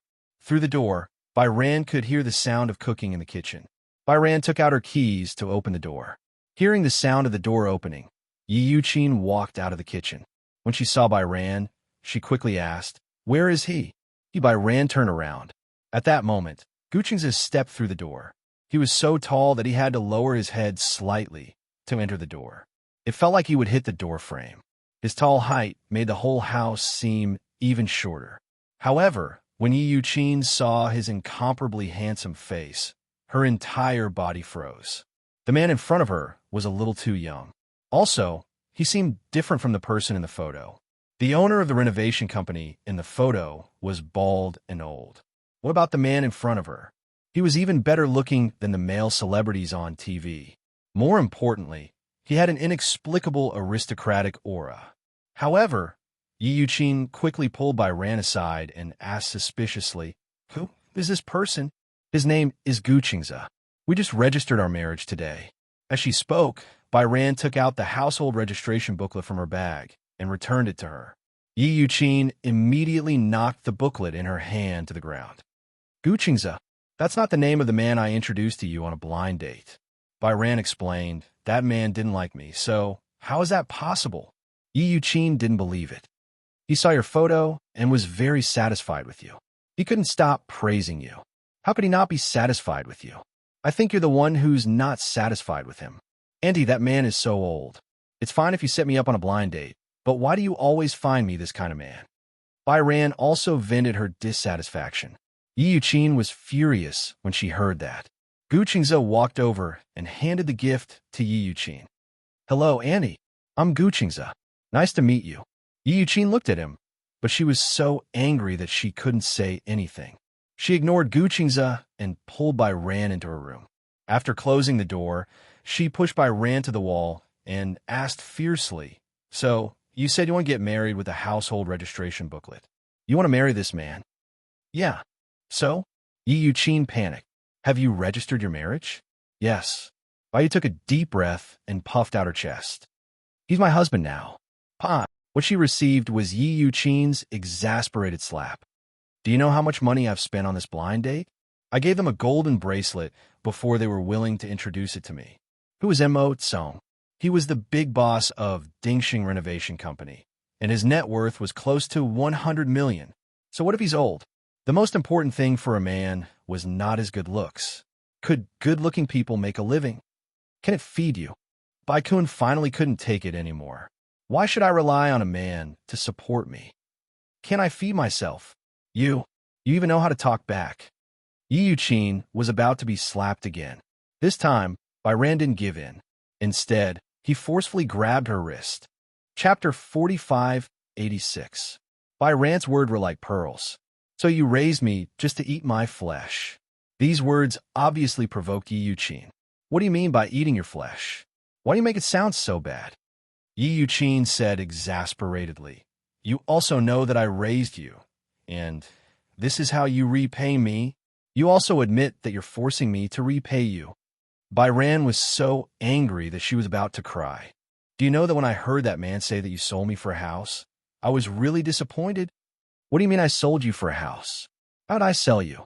I sent you to a rich family to live a good life. Is that my fault? Then why didn't you bless me in him?" The him that Bai Ran was referring to was Guqingza. "I'm also very happy with him." Yi Yuqin's face was ferocious. "What can he give you?" Bai Ran gritted her teeth and said, "What he can give me is not important. I think the most important thing is whether he can give you anything." Yi Yuqin was speechless. "Originally, after you registered your marriage with him, he said that he wanted to visit you. In the end, you didn't like him from the moment he entered the house. You're married, right? You have a man to support you, right? You're all grown up now. You dare to talk to me like this. If you're so capable, get out of here and don't come back." Yi Yuqin pointed at the door in a threatening tone. Bai Ran looked at her deeply and suddenly sneered. "Fine, I'll leave." She had heard this countless times. Finally, this time, she was disheartened. Yi Yuqin did not expect that the soft and cowardly Bai Ran would know how to resist her. She turned around, opened the door, and walked to Guqingza. Guqingza's expression did not look good, because he heard the argument between Bai Ran and Yi Yuqin. Seeing Bai Ran walk out, he walked over worriedly and blurted out, Bai Ran looked at him in surprise. Guqingza immediately asked, "Are you okay?" Bai Ran ignored the surprise in her heart and shook her head. "I'm fine." She bent down and picked up the gifts that Guqingza had bought for her uncle and aunt. She said to him, "Let's go." Guqingza understood what she meant. He reached out to hold her hand and walked towards the door. Yi Yuqin was so angry that she couldn't swallow her pride. She walked to the door, looked at their backs, and said fiercely, "If you want to chase them away, don't come back if you have the guts." Bai Yin walked away without looking back. Yi Yuqin was almost angered to death by her decisiveness, but she couldn't bring herself to ask her to stay, so she could only stare helplessly. The car shuttled through the traffic in the city center. Bai Hao sat in the car, silently looking at the street outside the window. Guqingza circled the park again and again. Suddenly, he asked, "Where are we going?" "Let's find a hotel." "Hotel?" Guqingza didn't know whether to laugh or cry. "Why are we going to a hotel?" With him around, why did she have to go to the hotel? Bai Ran explained, "With my aunt's condition, she won't be able to return home for a while." "Idiot." The car suddenly stopped at a crossroad. Guqingza turned around and looked at her seriously. "Now, we're already married. Whether it's from a legal or other perspective, your home is where I am. That place is no longer your home." Chapter 4587. Guqingza reached out and caressed her cheeks. "Good girl, come home with me." She blushed and lowered her head. She ran her fingers through her hair. "But I look so pathetic. Also, I haven't officially met your parents. My parents don't live with me. Gu Qingzi said, I live alone. You live alone? Yes. But, I'm not mentally prepared yet. Although they were married, living with a man, it seemed too unexpected. She was not mentally prepared at all. Gu Qingzi smiled knowingly. Don't worry, there are 2 bedrooms. You can sleep wherever you want. By the way, if you're free tomorrow, you can bring your luggage over. Gu Qingzi paused and asked, Do you have any other luggage? Actually, I don't have any luggage. Bai Yan smiled bitterly. After what I did tonight with my aunt's personality, she will definitely cut my clothes into pieces. She had left in a hurry just now. She should have taken the opportunity to pack her clothes and take them away. Other than clothes and a bunch of skincare products, she did not seem to have anything particularly valuable. Gu Qingzi heard and smiled. If it's clothes, you can buy new ones. Then tomorrow, when we get home later, take a shower first and tell me your measurements. The mall is downstairs. Only then did Bai Yu nod. She did not seem to know much about this man. In her impression, he should be a high-class white-collar worker who lived in an ordinary neighborhood. However, looking at his temperament, it did not seem so. Bai Yan and Gu Qingzi walked to the entrance of an apartment. The apartment was above the shopping mall. It was a commercial and residential apartment. After entering the apartment, Gu Qingzi went to the bathroom to prepare hot water. Bai Yan took the opportunity to look around the room. The apartment was not big. It had 2 bedrooms, 2 living rooms, and a small study. Gu Qingzi walked out of the bathroom and saw that she was looking at him curiously. He explained, I lived in this apartment when I was in university. Did you buy this? I rented it. Rented? Yes. To be precise, the entire shopping mall and office building belonged to the Gu family. However, ever since he was an adult, Gu Jinglian had asked him for rent every month. Gu Qingzi had to pay him the market price. Gu Qingzi's lips curled into a smile. However, I pay the rent every 5 years. The next due date is the year after next. According to his estimation, the size of this apartment should be about 90 square meters, and the rent should be at least 100,000 yuan a year. That would be 500,000 yuan in 5 years. To her, it was already very impressive. The average white-collar worker could not earn so much money. What do you do for a living? Bai Chong asked tentatively. Me? Gu Qingzi was the external CEO of the financial management under the Gu Corporation, which meant that he was paid according to an annual salary. Gu Jinglian hired Gu Qingzi with an annual salary in order to hone his skills and train him. He also wanted the board of directors to consider whether Gu Qingzi was qualified to inherit the Gu Corporation. Under normal circumstances, Gu Jinglian's salary was a combination of annual salary and dividends. The annual salary was about 3 million yuan. If the results were good, then the dividends would be very considerable. Chapter 4588. Tell me your measurements. I'll go buy some clothes. Oh, it's best if you tell me all your measurements in detail. Bai Yu blushed and said, Shall I write them down? Okay. There was a pen and paper on the table. Bai Yu blushed and wrote down her measurements and measurements on the paper. She folded the paper until it was the size of a tofu block before handing it to him. Gu Qingzi smiled when he saw her put the folded tofu block in her hand. Don't worry, I won't peek. Bai Yu blushed even more when he said that. Gu Qingzi left the room. Bai Yu entered the bathroom. The water was almost full. She took off her clothes and stepped into the bathtub. The moment the warm water enveloped her, she let out a sigh of contentment. It was as if the exhaustion she had accumulated for so long had finally been released for a short while. What a crazy day. She married a strange man. Then, she actually rebelled against Yi Yuqin and left her home that was like a demon's den. Finally, she came to his house. It was too crazy. Bai Yu shyly buried her face in the water and blew bubbles silently. She didn't know how long he had been gone. As she soaked, the water in the bathtub gradually turned cold. Only then did she start scrubbing. When she was done washing and drying herself, she realized that he wasn't back yet. This meant that she didn't have any clothes to change into. There was a bathrobe hanging on the wall of the bathroom. However, there was only one set. Because she came back too suddenly, he probably didn't prepare an extra bathrobe. He hadn't bought the clothes yet, so it shouldn't be a problem for her to borrow his for a while, right? With that thought, Bai silently reached out and took the bathrobe down. It was so wide and big that it was effortless for her to put it on. After putting on her clothes, she had no choice but to open the door with her dirty clothes. She walked to the balcony, but couldn't find the washing machine. The balcony had floor-to-ceiling windows. There was only one chair and a small table that seemed to be used for drinking coffee and admiring the night view. She looked around the house, but still couldn't find the washing machine. Just as she was feeling extremely uneasy, the door suddenly opened.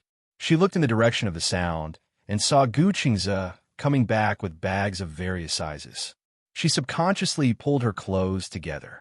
The bathrobe had covered her body well enough, but she was still worried about being exposed. It was almost an instinctive action. Gu Qingze was surprised to see her carrying a pile of dirty clothes. "Can't you find the washing machine?" In the bathroom. I only see a row of cabinets in the bathroom. I don't see a washing machine." Gu Qingze smiled and walked into the bathroom. He touched the row of cabinets and pressed them lightly. This cabinet was made to be an invisible cabinet.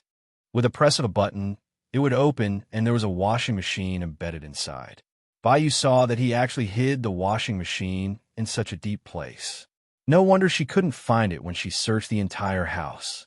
"I'm sorry I didn't tell you earlier. I'm fine." Just as she was about to walk over, she suddenly thought of something. There doesn't seem to be a drying rack on your balcony. Why do you need a drying rack? I'm hanging the clothes. Bai had to know whether to laugh or cry. Otherwise, how do you dry your clothes? The clothes will dry as soon as they are taken out of the washing machine. Ah, is that so? It sounded like it was quite advanced. Chapter 4589. Gu Qingze said, "I don't like to dry clothes on the balcony. When I bought the electrical appliances, they said that this washing machine has a disinfectant belt to dry it. You just have to fold it and put it in the closet." While he was talking, Byran was silently studying how the washing machine worked. So far, Yi Yuqin had been using an old-fashioned washing machine with 2 barrels. This washing machine was a little old. According to Yi Yuqin's personality, these electrical appliances were basically not replaced unless they were broken. There was no other reason why the washing machine was especially durable. The electrical appliances at home had not been replaced for a long time. Therefore, Byran had only seen this washing machine before, but she did not know how to use it. Gu Qingze saw her uneasiness and guessed that she did not know how to use it. So, he thoughtfully turned on the washing machine, took the clothes from Byran, and put them in. "Thank you. I bought you a lot of clothes, including pajamas. Do you want to try them?" Byran nodded. She carried the bags into the room and saw that the tags had been removed. The packaging was also the same as the shopping malls, so she could not tell what brand it was. However, just by touching the texture of the material, she could clearly feel that the material was very good. It was very comfortable and light. This price should not be cheap. She had always been wearing clothes that were very flattering. There were many street shops near the market where she used to live. The clothes sold were at least 10 yuan and at most 100 yuan. It was very affordable. The clothes that Yi Yuqin bought for her were all bought from here. Yi Yuqin was very particular. The clothes she bought for herself were more than 200 yuan, but the clothes she bought for her were at most 100 yuan. Actually, Byran understood. After all, the Jiang family was not rich. It was good enough that she did not wear other people's leftovers. She felt that Yi Yuqin had adopted her out of love and responsibility. However, slowly, the responsibility became heavier. After all, it was not as simple as having an extra pair of chopsticks to feed another family. One had to know that besides studying, food, and clothing, one more person would also be a big burden for a family. After Byran started working, the situation improved. Yi Yuqin no longer gave her money. She even scrimped and saved to subsidize the family. Even so, Yi Yuqin was always in high spirits to go on blind dates for her. Forget it. Don't think about these things anymore. Bai didn't want to recall these things. He picked up a random piece of clothing and looked at it. He was a little surprised. She originally thought that this man probably had a straight man's aesthetic, and the clothes he bought wouldn't be very nice. At most, they would be decent. However, the clothes he bought were all quite nice. She was holding an A-line dress in her hand. Slowly, she looked like a young lady. Bai Kun could not bear to part with it.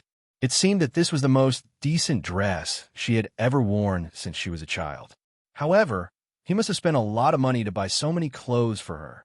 Bai Chong felt guilty when he thought about it. The clothes he bought were enough to last her for a season. Bai Ran changed into the clothes. Outside the door, Gu Qingze asked softly, "Do the clothes fit?" "Yes. Come out and show me." "All right." Chapter 4590. It was a look of amazement and admiration. Gu Qingze looked her up and down and raised his eyebrows. Very beautiful. He had brought her size to buy clothes. Because he had not tried them on, he could not help but worry that the clothes he bought would not fit well, would be uncomfortable, or would not look good. "How's the fit?" "It's very tight and light." "It's quite comfortable." Bai Yan carefully probed. "Is this expensive?" "It's not expensive. It was only a few thousand yuan each." However, Gu Qingze did not say anything. He knew that with Bai Yan's personality, she would probably feel bad about it. Therefore, after buying all the clothes, he specially ordered the manager to remove the tags and change the packaging so that she could not see the brand or the price. This way, she would at least feel at ease wearing it. Moreover, a few thousand yuan each was not expensive at all to Gu Qingze. Bai Yan thought that the not expensive, he said, was at most a few hundred yuan each. She could not help but exclaim, "A few hundred yuan can buy clothes with such good fabric. It's really affordable." Gu Qingze almost couldn't hold back his laughter. Fortunately, he did not take her to the counter this time. Otherwise, she would definitely not be willing to wear the clothes he bought for her when she saw the price tag. Bai Yan saw that his eyes were full of praise and smiled shyly. "Really?" "Yes, I don't lie. This dress looks really good on you." "This dress is pretty good to begin with." Gu Qingze heard this and smiled. He walked over and helped her straighten her clothes. Bai Yan only felt that once he got close, the fragrance of orchids on his body could no longer be resisted.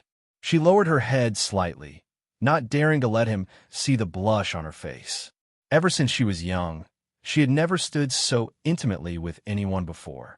Gu Qingze helped her straighten her clothes and said, "Beautiful clothes have to be worn by the right person to show their beauty and value." The praise in his words was self-evident. Bai Yan was really a very good-looking girl. Her facial features were very gentle and delicate. There were many types of beauty. Some of them were sharp, provocative, and aggressive. Some of them were as calm as water, dull and tasteless. At first sight, one would find them breathtaking, but after looking at them for a long time, one would get bored. But Bai Ran's facial features belonged to the category that one could never get tired of looking at 100 times. Perhaps the first time he saw her, she definitely couldn't be considered a heavenly beauty. However, the more he looked at her, especially when he stared at her, the more he found her breathtaking. However, due to the environment in which she grew up, Yi Yuqin had always belittled her more than praised her, which had caused her to develop an inferiority complex. She always felt that she couldn't compare to others in any way. Gu Qingze's words seemed to hold her in his heart. "I also bought other designs. Try them on one by one, okay?" By how turn around. He suddenly recalled something and halted. "You, why are you so nice to me?" When Gu Qingze heard this, he was stunned for a long while before he broke into laughter. He had only bought her a few pieces of clothing. At most, he spoke a little more gently, but made her feel flattered. What kind of life had she lived in the past 10 years? She was so scared to accept his kindness to her. Gu Qingze asked disapprovingly, "Shouldn't I be nice to my wife?"